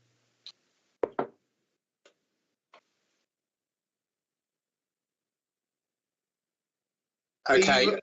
You're on. Okay. Good. Yes, yeah, I'm on. Yeah, I mean, previously the working group was myself and Chris and Slade and Jan Wardle. I mean, I think what I'd ideally like to do with the work that we've done so far is just have a quick process of reviewing that with a working group, and then just coming to a consensus on a shortened list of sites that we could have a kind of further stage look at. So I guess if there's anybody else that would be keen to be involved in that process, we would be very, very pleased. Would anybody like to come forward? Paul? Bill? Philip? Yeah. I can't see any other hands raised. So there are members, obviously, that aren't here today. Obviously not be able to make the meeting, so we can also ask them as well. Right. Okay. We've got Jim and Philip. Yeah. Chris, were you on it or not? Chris. And Chris. Okay. Brilliant. Right. Okay. Thank you. So I think that deals with that. We'll now move on to item number 10, England Coast Path.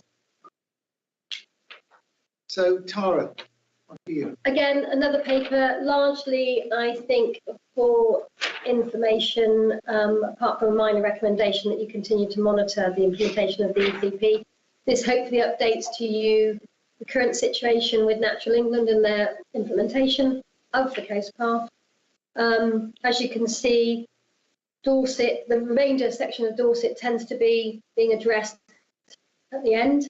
And slightly after the sort of official opening, I have, yesterday I received a call, and the Kimmeridge Highcliffe one, I'm hoping we will hear some more movement on that one in the next few weeks. So I don't know if there's any questions. I mean, basically, I think I've explained it as much as I can in the paper. Straightforward. I think we note the comments unless anybody has anything to say. Right, so that we'll duly note. Just one Paul. point on that, Tara. This inland diversion route round the back of the ranges. Yes. As of now, the lab hasn't seen anything on that in the way of specific proposals, which in a sense is understandable. But we do need to put a marker down that we should be looking at them when they are in a fit state. Yeah, and like I said on there, because I think it's ongoing discussion, so the route is finalised, but you're quite right. Perhaps a gentle reminder from the chair on behalf of the forum to Natural England that as part of the process, LAF would be looking at that proposed route. I'd be happy to put my name to that. Yes, certainly, Tara. Yeah. Okay, so that is duly noted. We move on to item 11, definitive map team update, including the 2026 repeal. We've got a report from Vanessa. Item 11. We haven't got Vanessa to speak to that report. No, she regularly isn't here unless there's a specific question. This is, like I say, a sort of standing report that I asked her to put together just so that members are aware of the current situation, as it says here, with PPOs and DMMOs, definitive map modification orders and public path orders.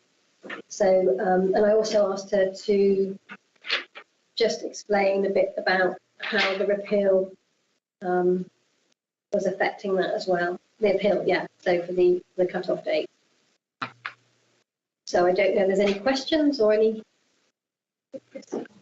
Chris, yes, the Dorset Council is currently doing a community governance review, and they're intending to change lots of the parish boundaries, which means it's going to be very interesting for the definitive map. So it looks as if a lot of the powers will have to be renumbered and moved to comparative or split into two. Which I think this is going to be a job creation program. Noted. Janet, do you want to come in? Then I take Paul. Yeah, just very quickly. Vanessa intimates that she doesn't know what's going to happen about the the projects being run by the national organisations, Ramblers, BHS and so on, to make sure that all paths did get researched and recorded, or as many as possible by the cut-off date. Well, I'm sure that other organisations will be doing the same, but Ramblers do not intend to close down their Discovering Lost Ways project in the light of the announcement about the cut-off date. It will continue. And also, I think it's pretty fair to say it may change priorities, but people have got the bit between their teeth, so to speak, on doing the research for Lost Ways, and so that will continue. And then the second point, it was really a question for Tara and Dorset Council, is that I understand that one of your definitive map officers is retiring, and I wondered if that's going to be a hole in the department or if she's going to be replaced. Janet, yes, I'm aware of the member of staff retiring. I think I'd have to defer that, if that's all right, the question to Vanessa so we can get a response. Is that okay? Yeah. Paul and then Nikki. If you go to page 4 of our minutes, I was asked at the last meeting to write to the portfolio holder and to Vanessa's line manager, expressing our concern at the delays in this area, which I duly did. So I wrote to, I think, John Stadden and to Councillor Bryant and to Councillor Clark. I got it. And the nub of the letter was I suggested that they should work out what resources will be required to complete turnaround on DMMO applications within 2 years, which isn't exactly a demanding target, but it's hell of an improvement on where we are today. And I got a thank you note from Vanessa and stony silence from everybody else. And if you look at the report we just had from Vanessa, it's basically saying things have gone backwards rather than forwards in terms of queue lengthening yet again. So I think I need to dust up my letter and let you have it, and you need to update it and send it off again. And this time phrase it rather more bluntly in terms of we want a reply. You have that letter, all that correspondence was handed over, so have that. Yes. Yeah. I hear what you say, and we are a statutory body, and we should require answers. I can see MW, that's Mandy. You'd like to make a comment, Mandy, and then Janet. Yes, thank you. Sorry, I was just making sure I was off mute. Not necessarily about the report itself, but I just wanted to make a comment really about, since we were on this agenda item, about the definitive maps and about definitive maps modification orders. And it's really an observation and perhaps something to discuss, maybe if how we could take it forward. Many of you all already know that the issue that I've been having in Longham with the King's Arms and the potential loss of the key footpath at the back, which led me to looking at the definitive map modification orders. And I was horrified. I've never had cause to look at this subject before, and I've just been absolutely horrified by how complex it is. And I just can't, I just think, even just as a citizen, I just think it really, really needs to be raised.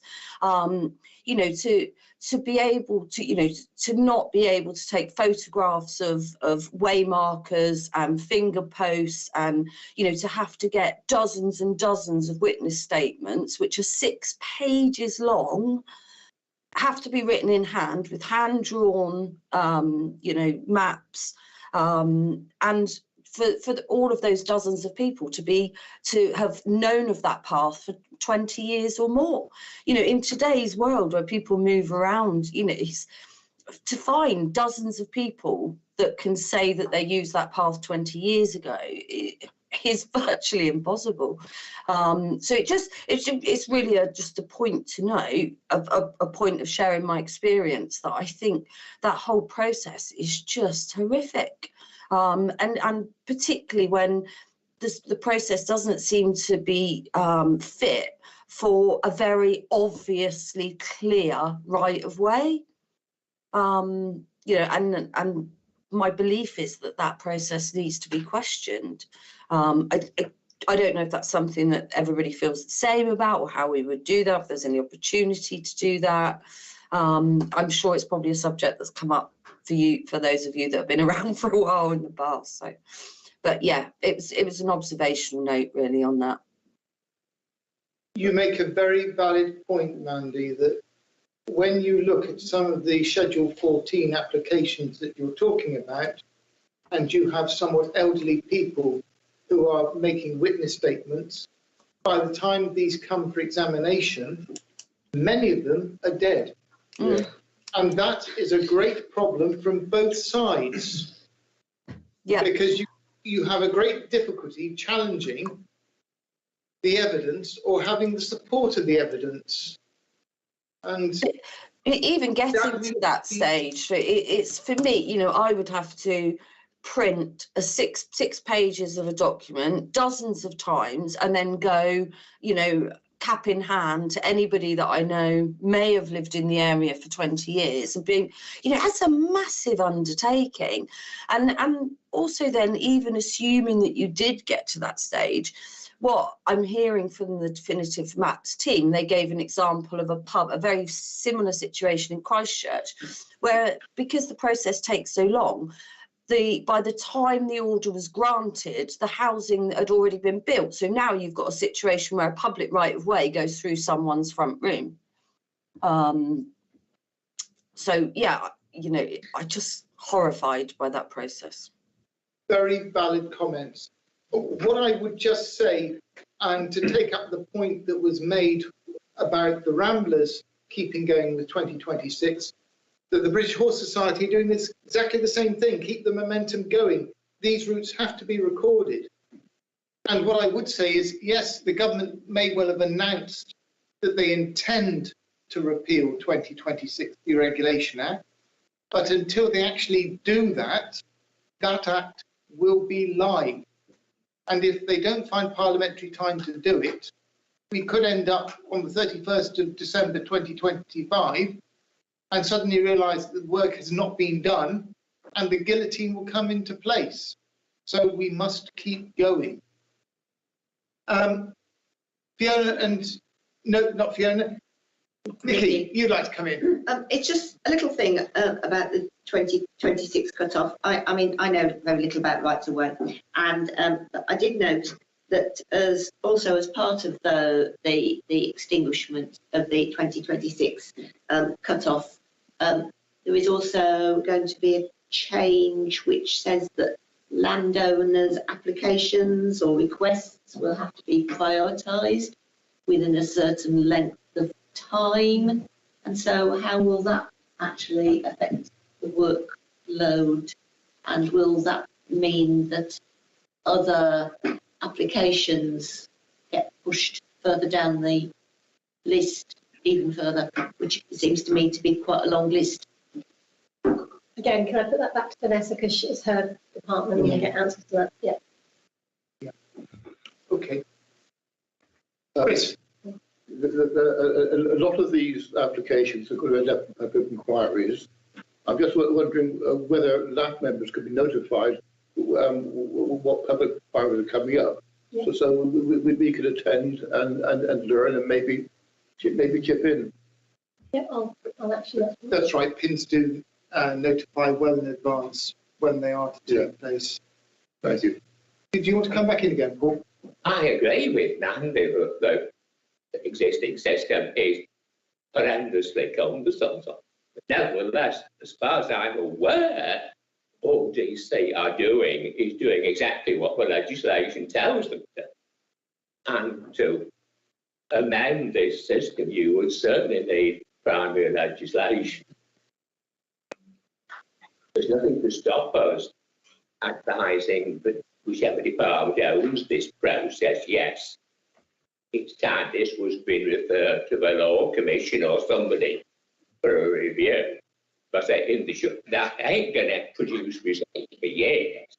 So what matters as of now, from our narrow perspective, is DC's resourcing relative to the process the law requires them to follow. So I think we need to decouple those two issues. Janet, I think you've got your hand up. Yes, I have. Yeah, very, very quickly. The cut-off date.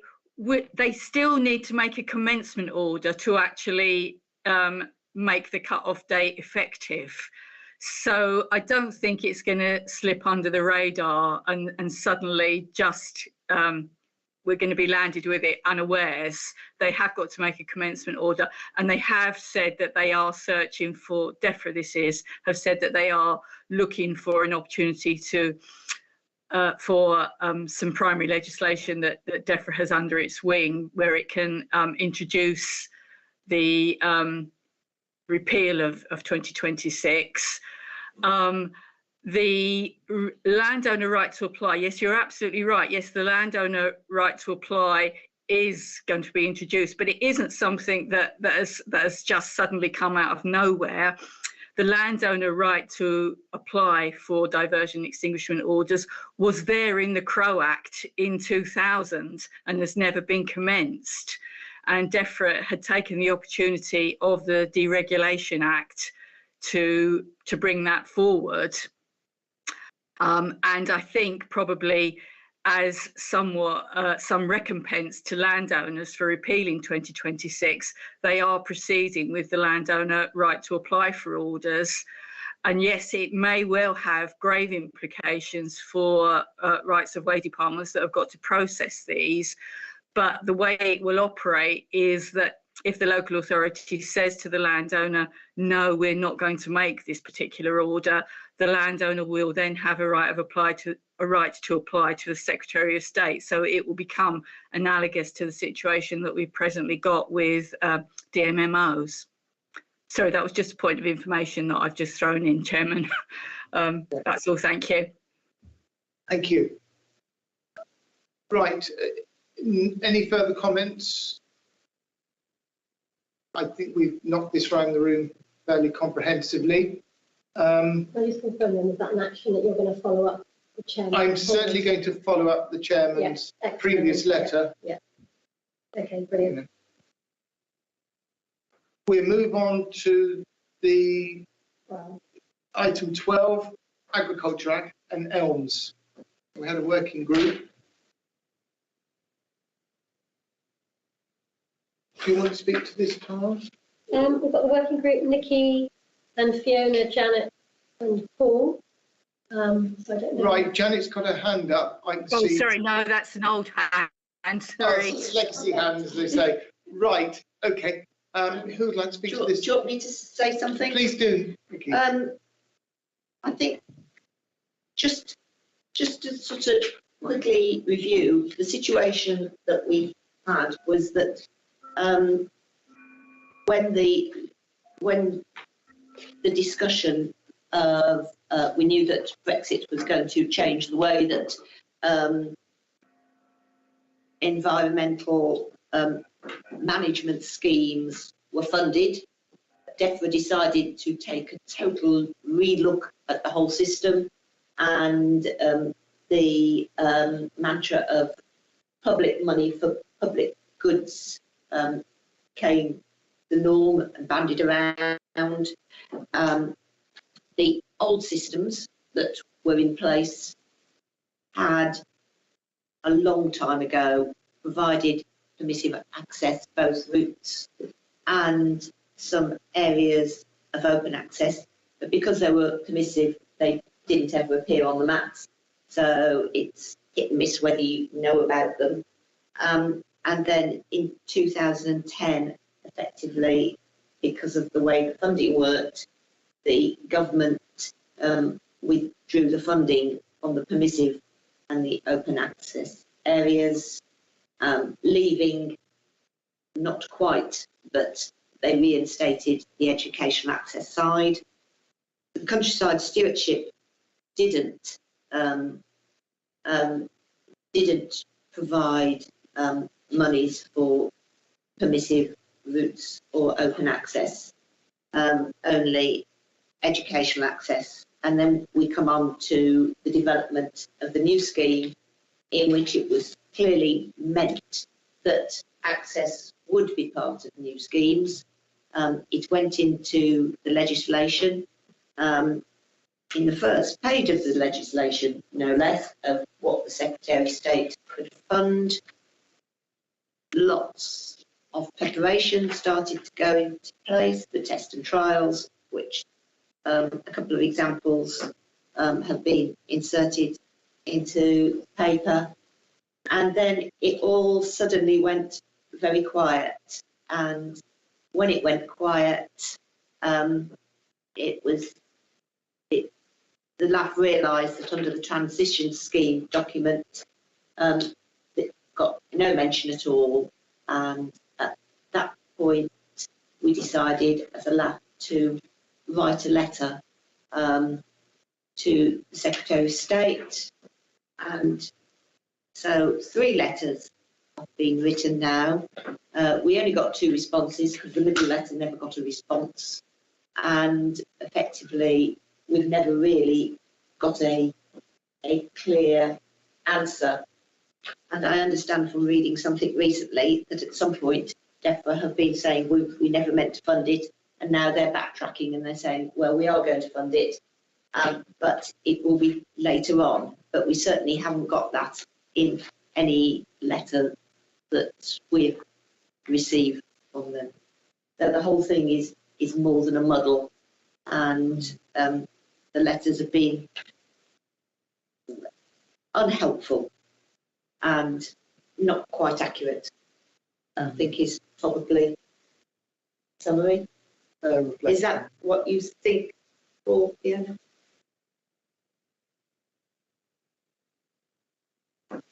Yes, I think the most recent letter we've had from the department contains factual errors. It's certainly misleading, and I think we should go back and complain about that. Having said that we've given out advice, it's up to the minister to decide whether or not they want to follow it. But on balance, I think what's more, because I mean the reference to countryside stewardship in that most recent letter is just plain wrong. And to be in that letter trumpeting their efforts implementing the England Coast Act, which stems from the 2007 Act, and it is a matter of national shame that 15 years later it still hasn't done. Really, it's insulting almost. So I think we could go back one more cycle, but and also perhaps quite explicitly ask that are they still committed to delivering improved access to the countryside, and if so, when? I share that disappointment personally in what you said, because I always took public good to be accessed. Sadly, it hasn't been delivered thus far. I know there's opportunities to bring further items forward, but that would have been a major win announced early on. Does anybody else wish to come in? Fiona? I think I've got a couple of comments, but they were going to come into my next item, which actually happens to cover a bit of agriculture. And so Do you want that now? Shall we follow? I'm happy to take it now if you wish. Sorry, shall I? They have recently, under the Countryside Stewardship Scheme, you know, how they modify them. The latest modification does include payments for woodland to access, and that's the latest one. But otherwise, Countryside Stewardship has no monies for access. So I think that's absolutely clear. And I mean, quite frankly, those monies would be incredibly good for access. We can do with them, and you know, what else? As you say, it is most definitely a public good. Is people being able to actually enjoy all of the improvements that all the other payments are making. And indeed, there were trials involving access, particularly in Somerset, that would appear on the face of it to have been aberrations and a worthless exercise. Yes, they've just been sidelined. Yeah, Paul. Just as Nick Howler has been helpfully reminded me of this woodland access scheme, which is something we need to follow up with the Forestry Commission. It's basically a Forestry Commission managed scheme. And I had some correspondence a month or two ago in which we identified the fact that a couple of forestry development officers or something kind have been designated for our area. And I think perhaps for our next meeting, we ought to get one of them along to talk through this scheme. And I know that the Woodland Trust aren't specifically mentioned, but the Woodland Trust own a lot of forestry, and I know that there are a number of schemes that have been put forward that could be of great benefit to. But this is basically a scheme that is managed by the Forestry Commission. And I saw something in a paper recently about some quite major scheme in the grounds of Blenheim Palace has been put through. Yeah. And I saw another one recently, another quite major landowner.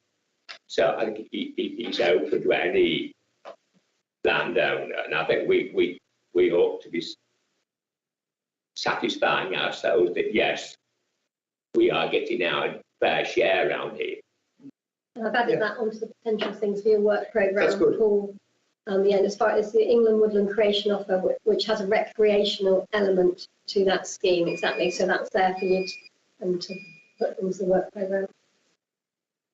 Are we coming to the recommendations? Right. Did you want to make a quick comment, Fiona?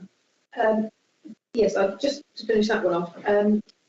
With the ELMS funding, it comes in 3 layers, of which 30% is allocated to sort of low-level payments and 6% to really intensive biodiversity good, public good funding.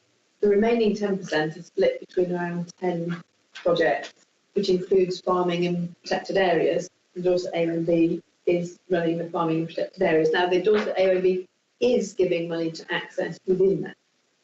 The only reason I make a comment about the scale is that you can see what a tiny proportion is actually going into farming in protected areas, which is only a transition payment anyway, of which access is part. But that's really, in terms of what we've seen so far coming out of payments, the only place I can see access being delivered. But I think that the trials possibly have influenced that happening, which is a good thing, but it's just on such a tiny scale within the nature and other. Now, in front of us, we've got 6 recommendations in the paper.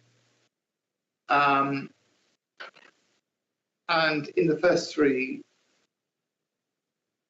first of all, we have either ors, basically.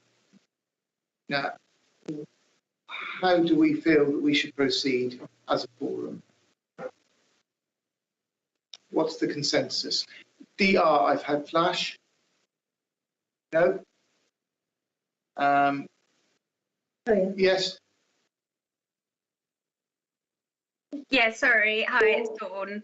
I just Hi, wanted Dawn. to just come back just to that point about the woodland creation officers within Forestry Commission. I've found out one of them's going to be based out of the Wareham office. So just to make you aware, I work for Forestry England, so a bit of insider kind of knowledge there. And if you'd like me to sort of make contact with them and invite them to the next meeting and get some clarity about that new woodland creation scheme, I'd be happy to do that. So that was just coming back to Paul's comments about that new scheme. Yeah, I think there are nods around the room. That would be a very, very positive way forward. And if you could make that invitation, it'd be greatly appreciated. Yeah, no problem at all. Thank you. Thank you, Dawn. Thank you. Right, so going down the recommendations then, forum, how would you like to proceed? What is the consensus of this forum? We've got to conclude that we are unlikely to obtain a coherent and informed response from the Ministerial Contact Unit, except that we have made our concerns clear to DEFRA and that we are not going to find out whether access has been sidelined. Or 2, pen a further letter indicating that this is not an acceptable answer and that we would appreciate an informed response. Or pen an FOI request. This would require asking for pieces of information such as a list of tests and trials that are underway, planned and completed, similarly for pilots, what reports have been submitted, has there been a change in direction, and if so, why?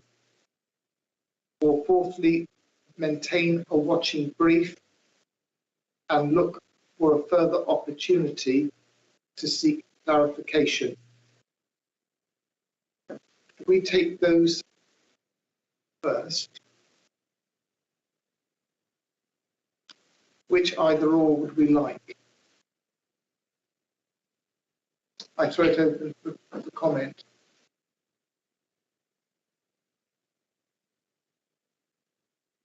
Well, I mean, I wrote them, but I would go for number 2 personally, because I don't think this is an important matter, and I think we just can't let it just go. But I'm quite tenacious. I think you have support in Phil here. My back is Yes, and Paul, was that a nod of approval? I think basically that's the only option we have. When the fundamental problem is lack of ministerial commitment to make this happen, and things like FOI requests and so on don't really cut the mustard on that scandal. Yeah. So yes, I think basically reluctantly another letter to the Ministerial Contact Unit. I would agree with that. I can't see any other hands going up on screen, but I think really, Janet, yes. Yeah, no, it was only I'd quite independently thought 2 was the one I was going to opt for. So yeah, that has my support too. Yeah, we've got teeth and we might just bite. Okay. So if I could just have support for recommendation number 2, if you could just vote in favour, if the screens could light up so we have the support of the forum. Can I see some raised hands? Yes, they're all going. Yeah. Christmas, isn't it? There we go. Yeah, it's all right. Yeah. That is good. We can say the forum strongly supports recommendation number 2. Will you be writing that letter, Chair? Yes, I'm happy to write that letter and send it from the chair. We've got 2 other recommendations there. Contact Natural England to establish where the funding will come from, if not ELMS. Also establishing the lead funder, DEFRA, or Natural England. Their aims being connecting people with the natural environment for individual and the wider community's well-being, enjoyment and prosperity. And finally, number 6, take active steps to engage with the Dorset nature community, DLNP, DWT, DC, and BCP, NE, NT,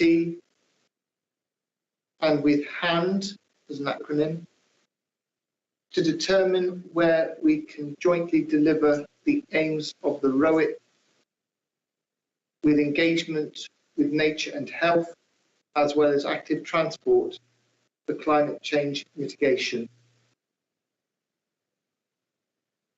So those are the, Fiona. Yeah, sorry for too many acronyms there. HAND is Health and Nature. It's a project that the Local Nature Partnership are running with this link. And this is what I was going to cover in partnership. But I do feel that I think you very rightly suggest a high level push about who is responsible for funding access, but we could also actually join in at partnership level sooner rather than later, trying to build on this nature and well-being concept, which seems very popular, and it means talking and put it embedded with the nature lobbies.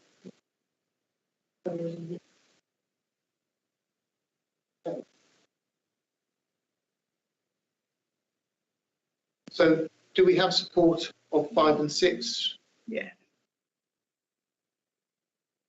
I'm proposed by Janet and Paul. I support them as far as they go. I just think we need to decouple them from the Agriculture Act debate.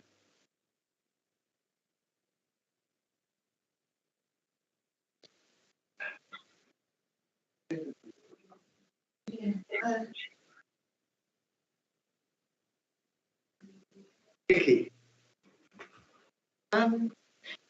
Natural England doesn't have a budget, really, is the answer. And they don't, since 400 staff moved over to the RDA for the payments of the countryside stewardship funding. So the actual payments sit with the RDA, with Natural England only giving advice regarding things like SSIs to the RDA, whether a project's good or not.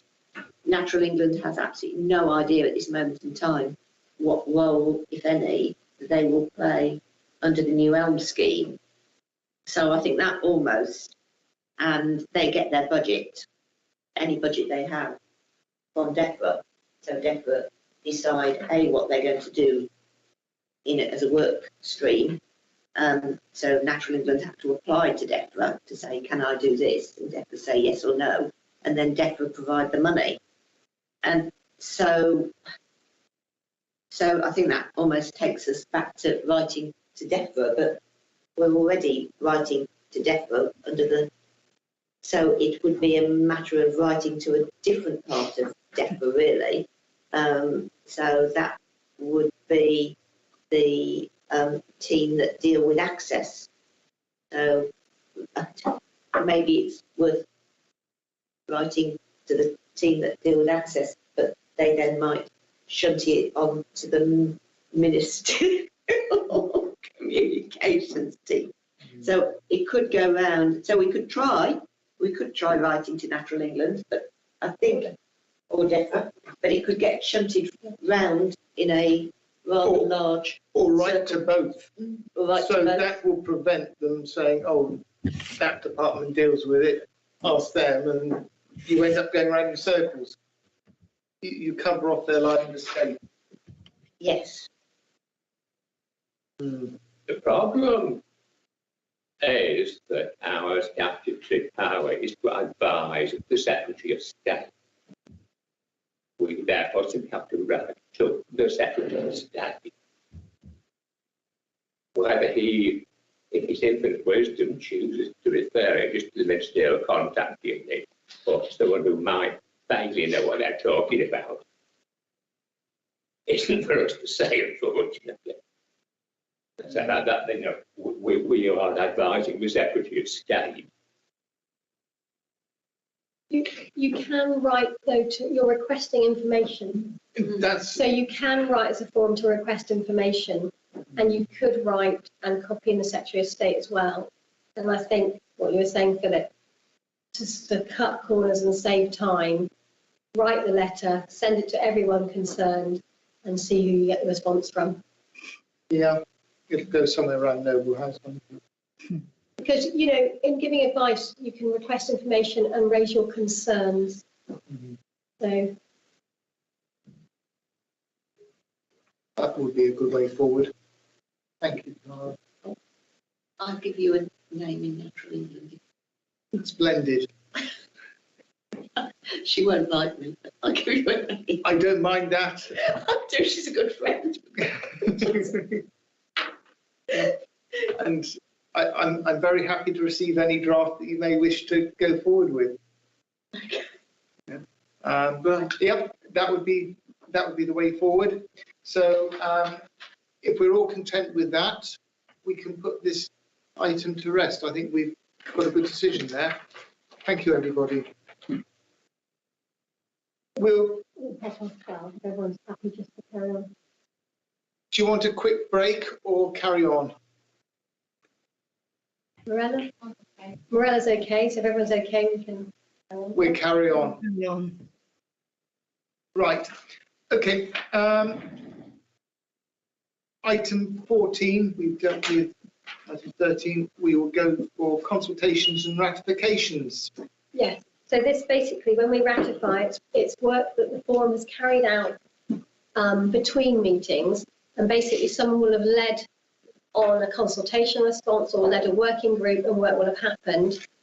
And in theory, that person coordinating and leading and that group will have pulled together information from all the members, collated it, put it together into a final report, a piece of advice, a response to a consultation, a letter. And prior to releasing it, we'll have just done one last confirmation with members to make sure everyone's happy, and then send it off, and then it's brought to the meeting to ratify. Can I just add a little request that when, and this is from some of the leads that have been involved in this work, when they ask the whole forum to respond, can you please always make a response? So if you're going to make a comment, that's obvious, you've made a comment. But if you're choosing to abstain or make no comment, can you please respond and confirm that? Because we need a record of that for our numbers on every piece of work we do, so we can show whether there was a unanimous support, a majority, you know, a consensus reach, or a minority that didn't. So that's just one plea for us, for our records, and for the people leading the working groups. So we are basically now ratifying, we are just basically formally approving information that you've sent out between meetings. And so this first one was Janet, was the response to the enhanced partnership plan and scheme. Yeah, I don't really have much to add to that. The document that we were commenting on was really a very technical document about how Dorset Council was going to organise the cooperation between itself and the bus companies. And so, although I did make a comment, and thank you to everybody who helped with that, I suspect that it wasn't the sort of comment they were looking for at that stage in the process. But we did, I think, make some useful points, and they went in. So we can do no more. Thank you. Okay, brilliant. I mean, basically, this is basically just that everyone agrees that this was information, so I don't need to discuss so much. But no, it's just. So everyone agrees that we can ratify Janet's paper. And Chair, do you want to do the next one, because I'm taking over your role? Right. The second one That's better, isn't it? It was the Bournemouth, Christchurch and Poole local plan led by BCP Nicola local Harper. plan, Yeah, right, okay. so confirmed that one. Can we confirm BCP local plan response led by Nicola Harper, Nikki Harper? Yeah. Nod through. Okay, that's Thank you, everybody. And finally, Can I say, I've sent that off, obviously, but I haven't got an acknowledgement, so I don't know whether it is still there. I mean, you know, I expect I've got quite a few responses, so it might be that that they're still going through doing acknowledgements. he said he had about 1,000 responses. Oh, right. No, That was Dorset. Pip won't oversee this department, but it'd be good if we don't have an acknowledgement to raise that to make sure we can chase it. Yeah. Okay. Because it's been a few working days now, hasn't it? So not long. Okay. And finally, government response to the landscape review. I circulated the consultation, and that's whether the LAF have to decide whether they want to respond to that, and if they do, the deadline's looming on the 9th. They would need a lead and a working group to coordinate that. Right, I'll throw that open. Does anybody wish to? I should add that Mr. McCormick, who can't be here today, was within that paper. There is an issue about vehicular use of routes, and so the organisation they represent, Glass, has concerns about that. So I know he was interested to be involved and contribute that sort of views as well. Right, so that's one person. And Janet has a hand up. And Janet, you have your hand up as well. Yes, thank you, Chairman. When this was first issued, which was obviously several months ago now, because we're almost at the closing date, I did have some exchanges with Paul about making a response on this. And I did, unfortunately, say, yes, I'd have a look at it. I'm afraid I didn't do so, but I do now have the advantage of having seen the Ramblers draft response to this. So I would be happy to try and do a quick response on behalf of the LAF, but it would rely on getting a very quick response from everybody to any draft that I produced. And I realised that because there is a section in it on motor vehicular access to highways, then there is potentially some controversy there, but we need not actually answer that. If it proved to be too controversial, we could actually not answer that bit. But the bit that I think that as a LAF we probably should say something about was the change in the remit of AOMBs to increase their responsibility for access issues. And I would be inclined to say that as a LAF we should be highly supportive of changing the AOMB's remit in that way, because there's such a large proportion of the Dorset countryside actually falling within the AOMB categorisation. And also, I support that, and also because we're obviously not going to be getting the AOMBs converted into a national park, as was one of the suggestions under Glover, wasn't it? So, sorry. Yeah, that's fine. So if you'd like to liaise with the other LAF member who is not present to form a response, get that fairly quickly, and we can all review it and hopefully endorse. Okay. Okay, that's brilliant. Thank you very much, Jan. Thank you. Hi, this is Nathan McCormick. I am attending online. Oh, hi. Oh, hi, Nathan. Hi there. Nathan, did you want to add then about what I was trying to raise, the points you were saying about Glass and the issues in the report? Yeah, I can share some information with Janet. My organisation has already prepared quite a few pieces of information for different organisations and different users of UCRs and byways. So I can pass that on to Janet relatively quickly. That doesn't resolve any issues regarding controversy. I think our position is just supporting the responsible use, continued use of non-maintained roads, and obviously that's respectful use. But yeah, how we agree what an appropriate response regarding that issue is, I don't know. Okay, that's fine. Thank you, Nathan. So if you liaise, Janet, and Paul, you wish to just make a quick I comment? think this list of ratifications we're looking at, the reply I sent to the planners about Longham Footpath 33, which is the King's Arms case, that ought to be formally ratified as well. Okay, yeah. Okay.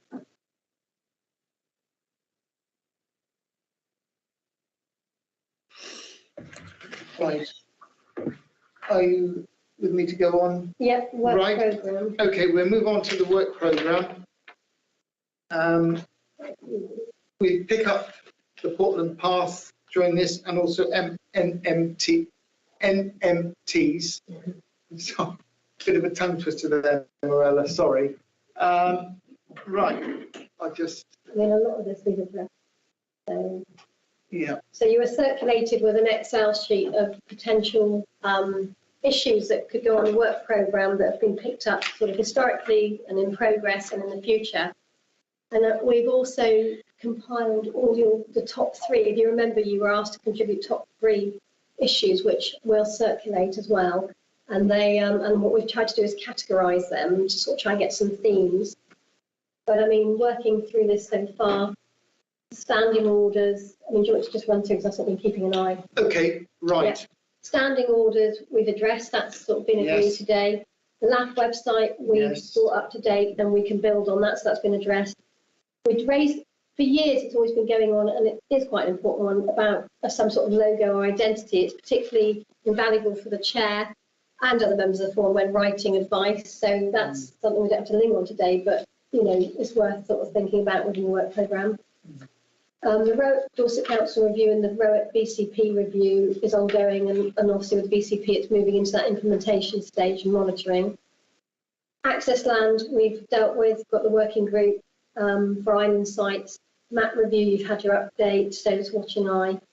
Then you come to maintenance, which has been raised here, and I was asked to put a question to the council about MNT reports, various questions about what's the current situation of MNT reports. That's maintenance reports that reported on Seaside about rights of way, and what the current backlog was, which ones were and weren't resolved, a sort of current sort of picture of that. And I've just got the response to that, so I can pull that together and circulate that to yourselves, but I didn't know whether you want to expand on that, Chair. Yes.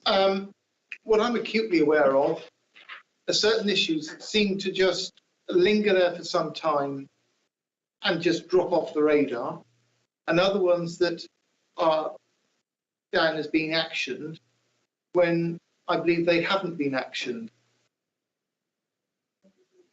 We need a meaningful response, and maybe we need to do a deep dive into what actually is going on with MTs. Because if we're trying to produce a right-of-way strategic network that's fit for purpose, we've got to make sure that the routes are open and available with ease of use. Now, how does the forum feel? Do we need to go further and look in greater detail at what has been going on historically and what is the current situation? Yes, Janet? Oh, sorry. Sorry. Oh, legacy handing. Okay. Do we feel that we need to do more work on this? Chris, did you want to? Chris? Yes, I think we ought to keep our eye on it and see what we can do. I don't know how effective we can be.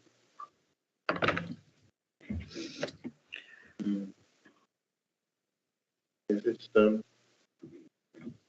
there are I've been reporting for years things being paths which are offline, and if they're not corrected.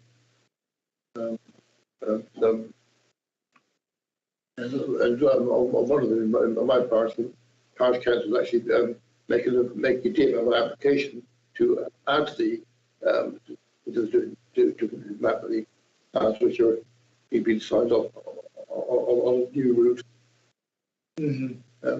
So this could make more work for the DMO team. I am aware of multiple complaints that aren't being addressed, particularly bridleways. Obstructions that are deemed to have been removed when they're still there. And particularly in certain areas of the county, particularly the central area of the county. Now, Fiona, do you have concerns? Unfortunately, my first concern is actually accessing the progress on NMT on the website, because although I've done it several times, it's really not straightforward when you go into Dorset View. So I was going to add that later, so I could just check that, because when you only go to every 3 or 4 months, it's not linked in a way that I can ever find them. I know they're there. So I was checking up on mine last night. But yes, there's always a difference in speed of resolution, and I'm sure it's resource-based in the different areas on the Friday. Philip? Not too much to ask. If something has gone from unresolved to resolved status, for feedback, surely there's a reference number allocated to that particular flag, and the rights away team responsible for resolving that, in the age of smartphone, can take a photograph of the resolved issue and feed that back to that reference number. Yeah, that's a very good idea. Well, any officer of the council to be doing that, they look, I've done it. This is how it looks now. This is my effort. That is a superb idea, and I know that in Devon County Council, the work that is done for highways with pothole filling, the team that fill a pothole in have to photograph that pothole when it's been done. And most council employees get given a smartphone nowadays, and linked up to their email, and they can respond. That is a very good suggestion. Physical evidence. There are questions sometimes as whether the landowner or the council are going to resolve an issue. It works quite great with the council, but sometimes landowners are the first port of call. I'm not sure how we deal. I think with the landowner one, obviously the landowners have responsibilities that they for maintenance, certain maintenance responsibilities and infrastructure. When they're reported, the ranger would go and inspect that and see what the problem was, and then remind the landowner responsibilities. So, I mean, I know some of the rangers, they do take photos and upload and write down the phones and things. So I think.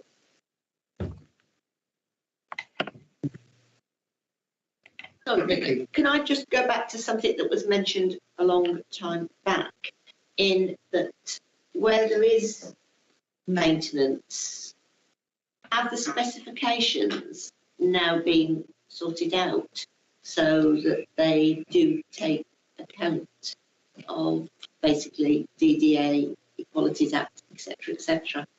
Through the ROIC, that was always highlighted that you have to adhere to the those guidance and recommendations and with specifications, and also, as you know, on the ground you have to work sometimes within the constraints of the sort of location, but that was the overarching sort of principle, and I know. Yeah. So that in principle is there. Yes, but we know at one point the specifications for bridges weren't right. No. Is the specifications for all the other infrastructure now correct within whatever documents? As part of the road review, that is what I question, and I go, we're doing that as part of the process, that we're saying, right, are these all, as far as I'm aware, they should, and I know the bridges one definitely when you raise that one again, and also the yellow handles on launches and stuff. Right.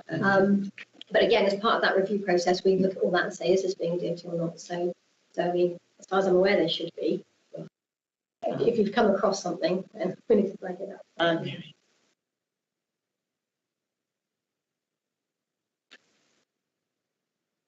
Would we want to do an offline deep dive, or is it something we could bring back to the next meeting and probably get Giles Nicholson in to sort of better understand his position on it? Because I'm aware of a ride that took place many years ago around Dorset, where there were highlighted obstructions and issues with routes that were fed back to the council. And a similar ride took place much later, more recently, and those issues were still present. And apparently nothing had been done, and yet a lot of the issues had been wiped off the system. Years ago, we used to get a report out of Seaside on what they thought the work stat was in terms of complaints received and how they've been processed and so on. Obviously, it leaves you with the problem of, well, have they genuinely been cleared enough? But that be what you're concerned with. But it was at least useful to have a visibility of the scale of the works. Can you remember why we stopped seeing that, Darren? I don't know. I don't know whether it was when they changed or updating the system or it's a change of the management. But that relates a little bit to the information I've recently asked for. So I'm thinking if I just pull together that information and circulate it amongst you as members, then you can, that will possibly answer some of your questions or raise more either way, but then you might be able to respond to that as to what you want to further ask Dorset Council and then also raise at a future meeting. Shall I do that? Yes, and invite the appropriate officer in. Okay. So we can have a meaningful discussion and better understand their position. So the art of supervision and management of staff is something that's very much something that's forgotten nowadays sometimes. And having clear instructions and a clear procedure of how we deal with what inquiries and flags is right. We will give before going to resolve status, we will give a reply in writing with a photograph showing the action that's taken place. What is the role of the wardens? Are they purely rights of way? Are they making sure that roundabouts are being mowed or verges are being mowed? What actually are they doing? What is their job spec basically? Okay, well, I'll summarise those notes for you because they came in, like I said, too late for the meeting, and okay, and you can take it from there. Yeah, that'd be good. In similar vein, there used years ago to be a thing called BBPI 42, 178, which was percentage of routes open and easy to use. And this used to be a part of the local government monitoring and reporting system. Mm-hmm. And each year the council used to press buttons on their computer and produce a random sample of right-of-way routes. And Ramblers Association volunteers, what have you, sallied for with a prescribed assessment criterion. And these results were published, and we used to be told something like probably like 20 to 40% bracket met the criteria. Now, that was all stopped quite a long time ago now. I think the DCC, as was pleading lack of resources as usual. Though, to be honest, they weren't actually doing much of the work. And I can remember going to a meeting with the then head of service. It was the days when it was Hamish Murray, who was in the throes of retiring, and said, "Oh yes, I'll go away and have a look at this for you, Paul." But nothing ever came back. But you do need a system of that sort of nature, really. Yes, it was BPPI, so Best Value Performance Indicator 178, and basically a random selection of 5% of the overall network. And the Ramblers in the main would do the surveying, and they would survey 2.5% at one part of the year and 2.5% at the latter part of the year.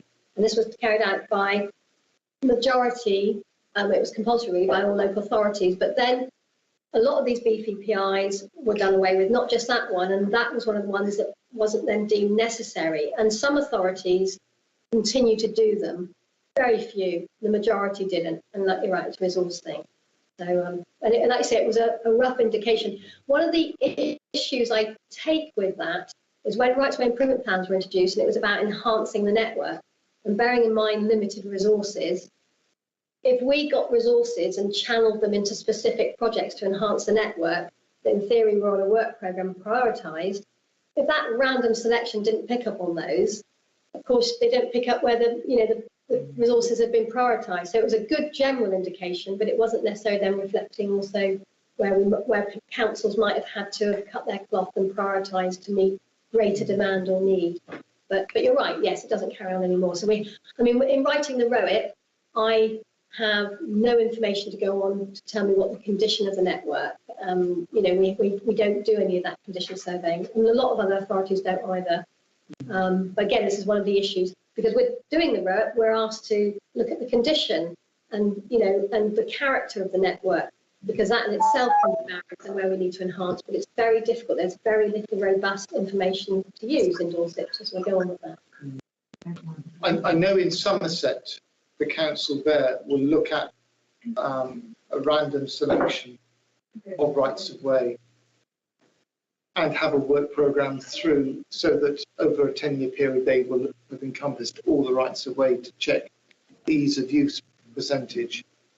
But I think here we need to establish where we are with our own rights of way network.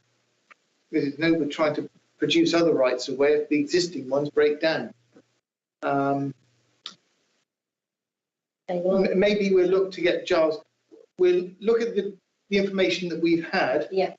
But if we could have Giles to the next meeting, and perhaps better understand his point of view and what our concerns are, can be fed back to him as well.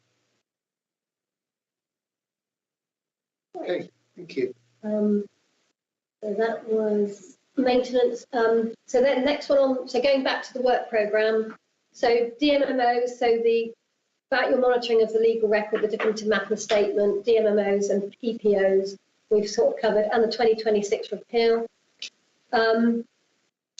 Then there was something that I'd sort of proposed, and I know Janet had come back about a working group on planning applications, perhaps some of the larger ones. So that was a potential working group there. Agricultural Act and Elms we've covered today. The next one on the list was the Woodland Creation Grants, which we've covered today, which we'll get someone in to talk to. National Highways and Trunk Roads we've picked up on today, and that's being picked up with the ROIT, and obviously then that'll feed into them. England Coast Path again, we picked up in the watching eye and the response to the letter there in line with the MOD. Active travel, we've established a working group today for active travel, transforming city fund, and all the cycling sort of improvements in multi-user routes, with the working group. And that ties in with the cycleways beneath that one. Road severance, that mainly links in with the LAF's work on trunk roads.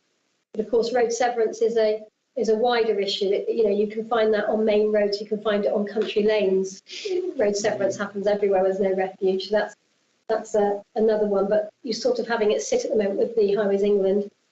UCRs, unclassified county roads, again, we've picked that up. That's being fed into the road thing. Disabled access is another area. So we've got there, I don't know if you want to do any more on road severance and obviously disabled access on that page. And then turning over public transport, which Paul had written, and Janet had done her response, and Paul had written obviously about the public transport and how connectivity between rights of way and public transport. The partner groups, they're more to do with rounding up. So the partners that sit on these committees, and mainly that was to do with allocating people to sit on. We have Janet on the A&B Dorset. We need someone to sit on Cranbourne, Local Nature Partnership, Local Enterprise Partnership, to do those. And then we're going into consultations, which are current. So a lot of this we've picked up today, but it's disabled access, whether we want to, you want to go more with that, and the public transport. And if there's anything, and then also the Portland Path as well, and other things that people might want to introduce into the work programme.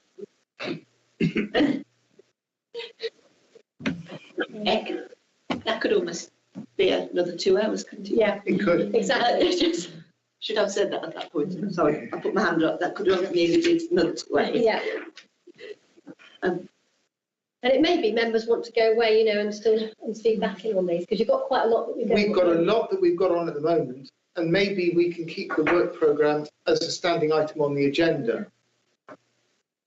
and keep it as an ongoing fluid thing that we keep under review. At the moment, I think we've got enough to keep going over the next few months before our next meeting, and then we'll have a look at it again and see where we want to do some further deep dives. How does the committee feel? Any hands? I see nodding heads.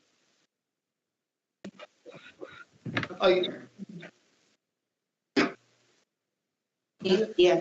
Janet, you've got a hand up. Yeah, this isn't a legacy hand. This was a real one. On the planning, which is something that I've had a brief exchange with Tara about. This is really close to my heart, but I feel a little bit overcommitted at the moment, and so don't particularly want to start up a new working group on that. But what I would suggest, or I would propose, is I'm actually engaged in, trying to engage Dorset Council in something, wearing my Ramblers hat on planning. And I wonder if I could prepare a paper for our next LAF meeting, when I may or may not have had a reply on that, with some suggestions and ideas in respect of the planning. So if we could just leave it at that for now. Yes, I'm happy with that. Certainly. Nikki? The partner group's strategic relations, could at some point some more information be provided around that, so we know what's involved? Yeah, okay. I noticed lots of... If that could be circulated, and if we need to quickly fill those points, yes, positions for representation, yes, that would be good. Okay. And we can sort of work that out between meetings. Yeah. But other than that, I think we've got a very strong work programme to take us going forward. Are you happy that we've got enough here to keep you busy? Yeah, I mean, basically you're volunteers and there's only so much time you can submit. So I mean, like I've always said with the work programme, pick up 1, possibly 2 biggies and then a handful of smaller ones. And like I said, we can circulate your top 3s as well, and you can see how that, where there were overlaps and themes, and you can start pulling things back in with that as well. So, but I think, yeah, you're very busy. Yeah, okay. Which brings us on to date of next meeting. Well, there was one bit of members' feedback, number 16. I apologise. That's okay. Members' feedback. The owner on the local nature partnership. For those who are not involved in the local nature partnership, and there are actually, I think, 3 people who are on it. It's an organisation that was set up by government intent with 1 partnership per county to deliver nature improvements and to help deliver the 25-year plan. It meets on a regular basis and it has an annual forum, and the annual forum was a few weeks ago, and it especially looked at agriculture, which was timely, primarily around the need for change to meet climate and biodiversity emergencies and the 25-year plan targets. And they really showcased new types of regenerative agriculture, whereby you provide food, but you do it without damaging the environment, and they had a number of speakers. And in terms of access, there was probably very little outcome from that, except that because these new adapters of regenerative agriculture are very keen to sell their wares and their means of farming and food supply to the public, they are generally engaging well with the public and encouraging them onto their land to teach them about how their food is produced. And there's an interesting community project at Chettle Estate where they're handing over food production to more of the community with cafes, shops and access. So there's some positive news there from potential farming change. However, this is a tiny drop in the ocean compared to the large farming population we have at the moment. And there were a number of talks on elms and farming transition, which, as I mentioned earlier, the sort of funding that is being made for those. I asked a very specific question of Natural England whether access was included in any of the levels, and the answer was maybe, which I think reflects their uncertainty over it, but some positive feedback from the AUNB on their farming landscapes access support I mentioned. They also looked at rewilding and the sort of less food supply driven land use, of which we have quite large areas in Dorset, and there does seem to be genuine engagement on access. And some of the barriers of either nature and wildlife for people seem to be breaking down. And I've certainly seen some data recently quoted showing that it's not as damaging as was thought by people in nature reserves. There's means of progress there. We need to find that again now.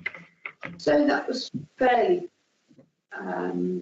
interesting, especially around the super national nature reserve that we have here in Dorset. Extending natural nature reserve. All of these sort of progresses actually in terms of rewilding and regenerative farming mean more stock on the land and less stock in barns. So there's a mild access issue around that. Well, but another meeting I went to was really interesting in terms of in order to deliver this public benefit, which includes nature and access, the government basically has no cash, and it quoted a funding gap, and this was DEFRA, quoted a funding gap of 21 to 53 billion pounds in the next 10 years. And this is why everything that comes out is all around finding innovative ways of funding that gap. So they have very high aspirations for delivery and no money to do it, is what DEFRA was saying.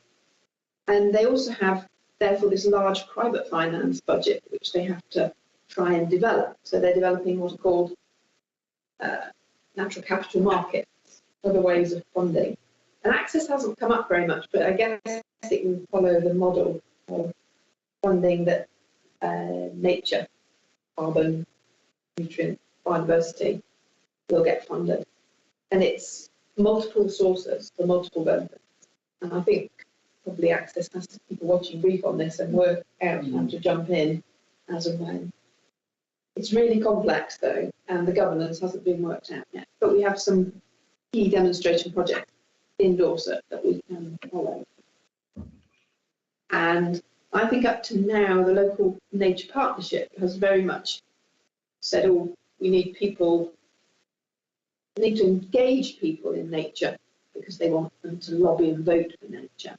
But in terms of delivering health and well-being through the AND scheme, we can perhaps push the local nature partnership to see that the access needs funding as well as the nature needing funding. So my proposal was, number 6, wherever it was under agriculture, that we perhaps put a paper to the local nature partnership on how access can be more specifically included. Fortunately, the next meeting is actually a review of the role and how local nature partnership is going to work. So I'm happy to raise it. Raise it, and if you need to bring something back for support, we can work together on that. I notice, Amanda, you've had your hand up for some time. You'd like to come in. Yeah, it was to go back to that Portland thing because we keep sort of skipping it because it was supposed to be come up under 15 and we seem to have gone on. So can I speak about that at all? Right. Sorry, Nikki, did you have something to do with that specific item that was raised? Not the Portland. No, the one that Fiona was speaking to. I was just going to ask if they discussed nature recovery networks and if access would be actually part of the nature recovery. It's not got up in my head that, but what I would like to propose to them in that what they are doing is a very good pilot project on local nature recovery mapping, that we can put our access wishes on top of that and work with them jointly so that access comes up as well as looking at opportunities for opportunities. I mean, because as part of the original pilots of landscape, what was it called? I can't remember what the pilots were, the 10 pilots years ago, landscape something. Access was very much part of that. Yeah, we have to. Yeah.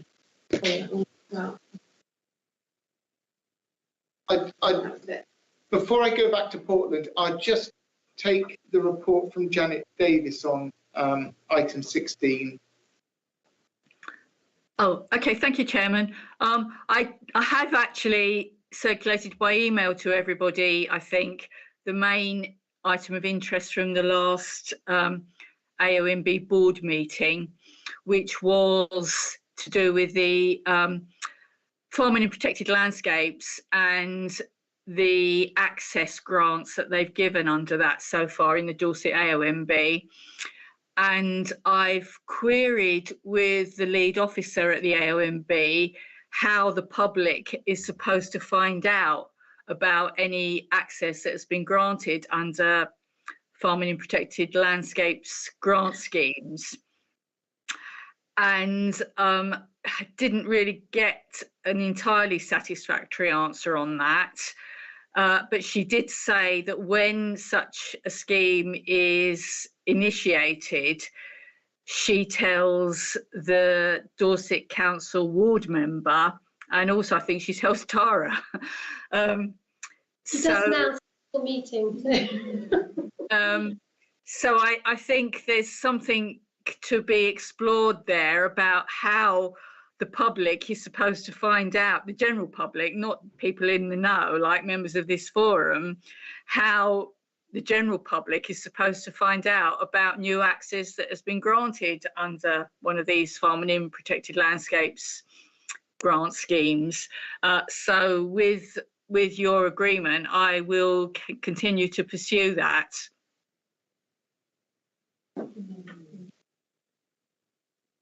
Tara can ask for a report to be provided at the meeting. Right. But yeah.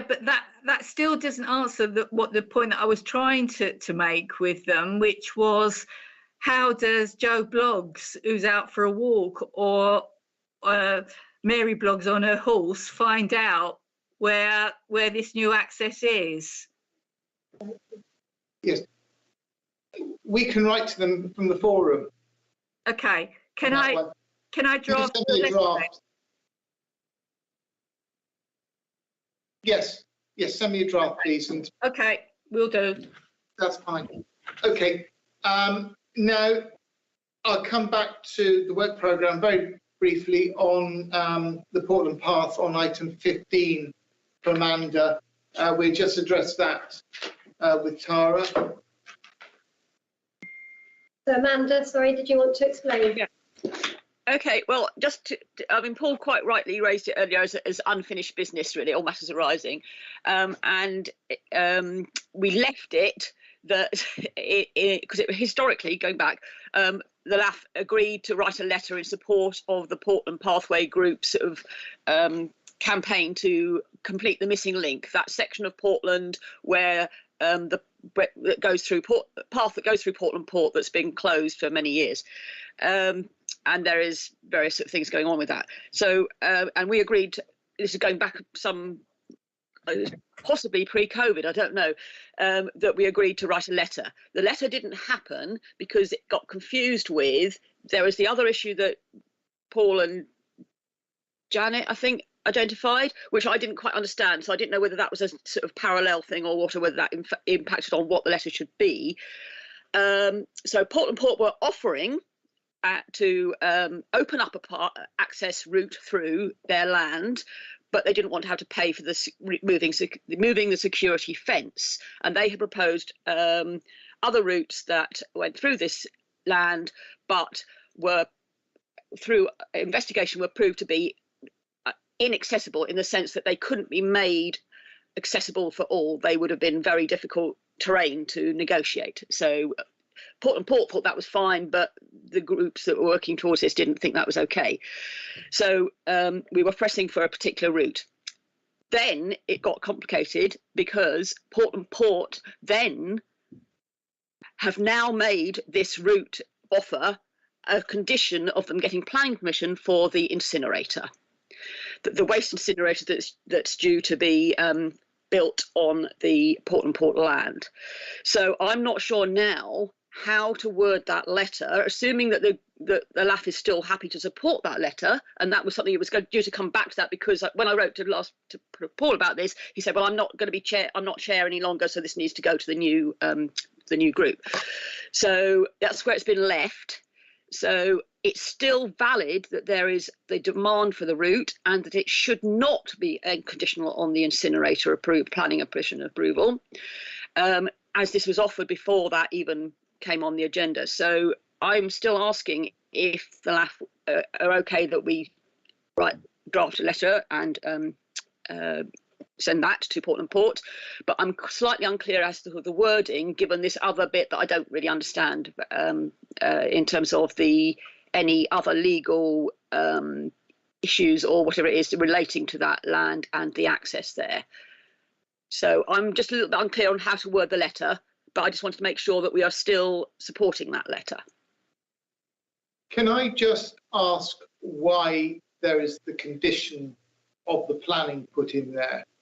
Are they trying to use it as leverage, or is there a financial issue that they're trying to use it as some sort of SIL or Section 106 bargaining tool?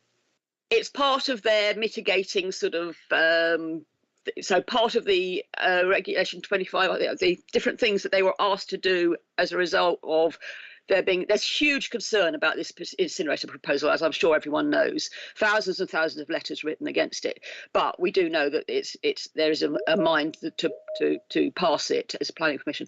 And as part of their kind of compensation package, they drew up this sort of kind of package that which would include improving some of the SSI land, I think, that they run through, or basically recognising that they have a duty there, which they haven't done, but also allowing some form of access as a kind of mitigating kind of compensation package. And they have now, so they're now only pursuing it as part of that planning application.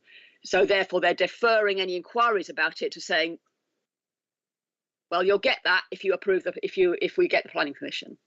So but the group that are campaigning it say it's absolutely got nothing to do, they shouldn't be part of that planning permission at all. It's got nothing to do with that. It shouldn't be conditional on that. And the request and their offer predated that. So basically, it's a sort of deflecting issue thing, I think. It's an aberration. Yeah. And they're totally unrelated.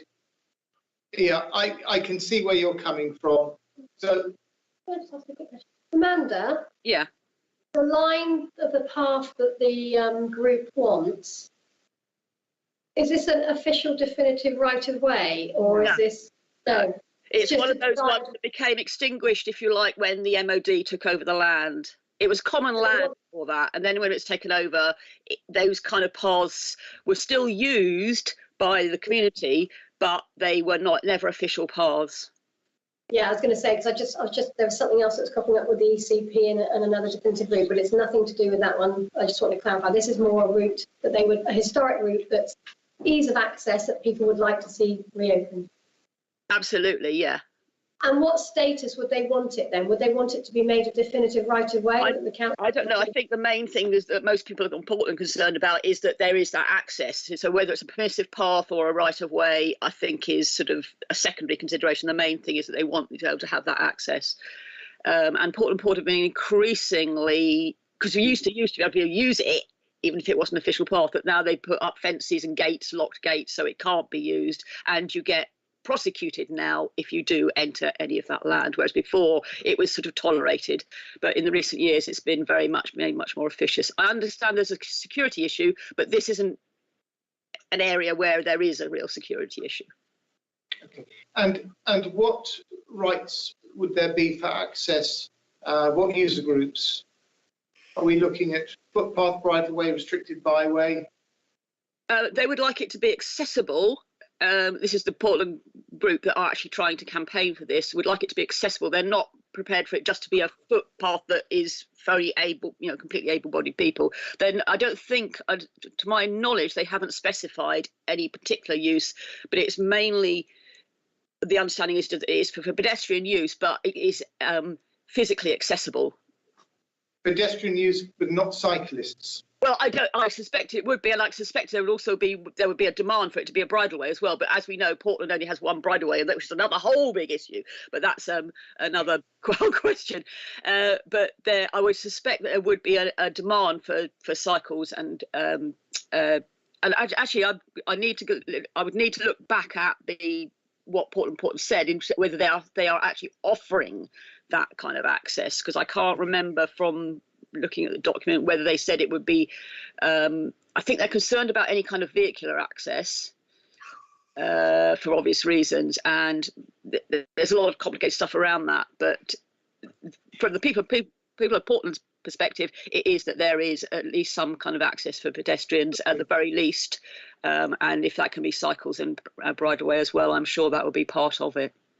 Right. Okay. Would it be possible for you to do a full report to the LAF, giving the aspirations, the implications, and the line of the route would also be an important consideration. So if you could produce something with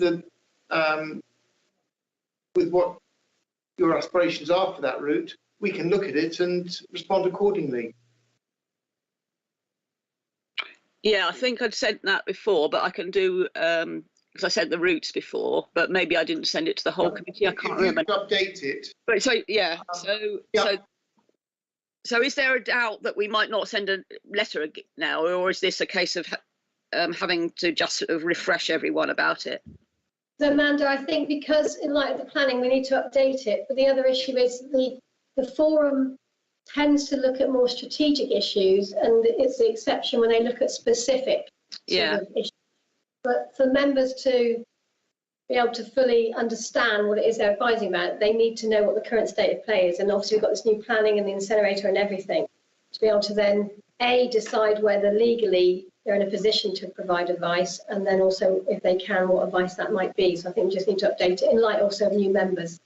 Okay, yeah, no, absolutely. Strategically, I understand your point. Strategically, it's just because in the past Paul did write letters about particular sort of issues, conditions, or things that had come up. So that's the route we were going down, rather than it being a strategic issue, is that it was a particular thing where a request had been made by a group to ask for a letter of support for their campaign to open that path. So it was specifically kind of directed at that particular site. But I take your point, and I can do an update to circulate for next time. Would that be for next meeting? Well, does it mean within your time frame? Yes, well, if it's got nothing to do with the actual planning permission, then it doesn't matter when the time. Yeah, it's not. Okay, that's fine. Philip, you wanted to come in. Well, yeah, notwithstanding the merits of the application proposal, allowing developers, and also notwithstanding any previous commitments or promises that were made, allowing developers to propose contributions towards community infrastructure is not necessarily a bad thing in its own right. So if we were to take a view on this, You know, it's very, we wouldn't want to position ourselves as being sort of anti 106 contributions. You know, these community infrastructures contributions are one of the few benefits absolutely planning can deliver. But I'm hearing from Amanda that this offer was pre that application. The thing is that doesn't detract from the current offer. You know, you can't stop a developer from making that offer as part of their proposal towards community infrastructure. But if the proposal were not to go through, I'm hearing Amanda saying we still like that route. Yeah, Nikki. Is this not part of the English coast path? No. No, it's separate to the English coast path.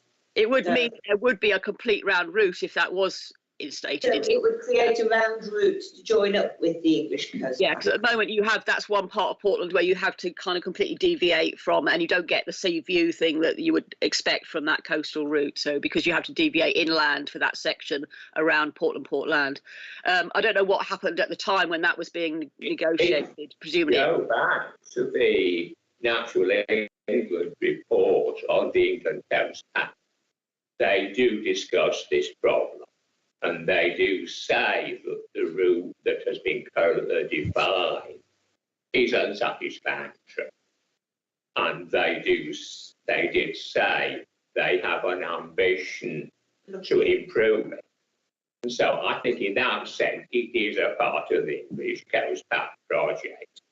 And I think we should first of all give Natural England the opportunity to justify their existence, as it were.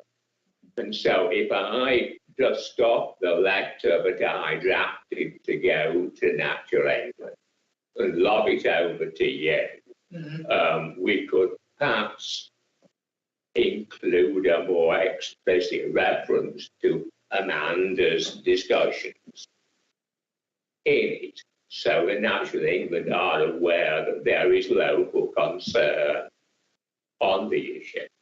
That would be and a I way think forward. that can go ahead in parallel with Amanda updating her material. Yes, so if I get the feed in from both of you, I can send something out after it's been round the LAF for their viewing and support.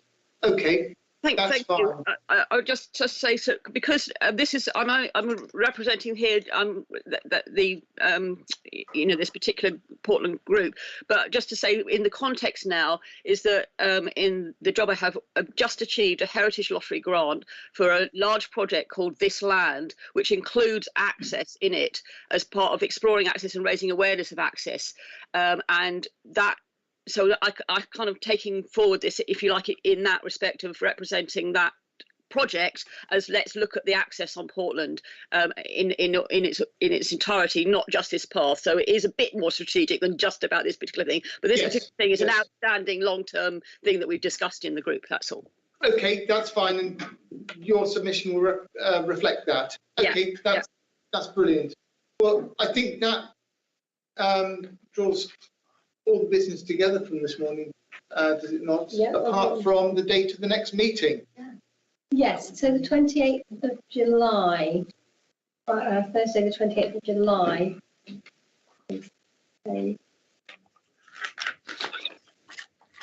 And then I can confirm also the Thursday the 24th of November, being one after that. The 24th of November. Yeah. And these will all be updated on the website.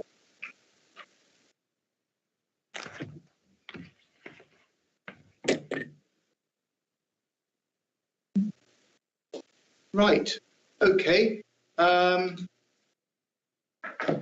Well, with that, at 1:27, I shall call the meeting closed. Thank you very much for your attendance, everybody. It's greatly appreciated. And thank you. Thank you, Tara. Thank you, Gemma. And also doing the translation. And I hope we haven't overtaxed you. Right, thank you, everybody. Thank you. Bye-bye. Bye-bye. Bye.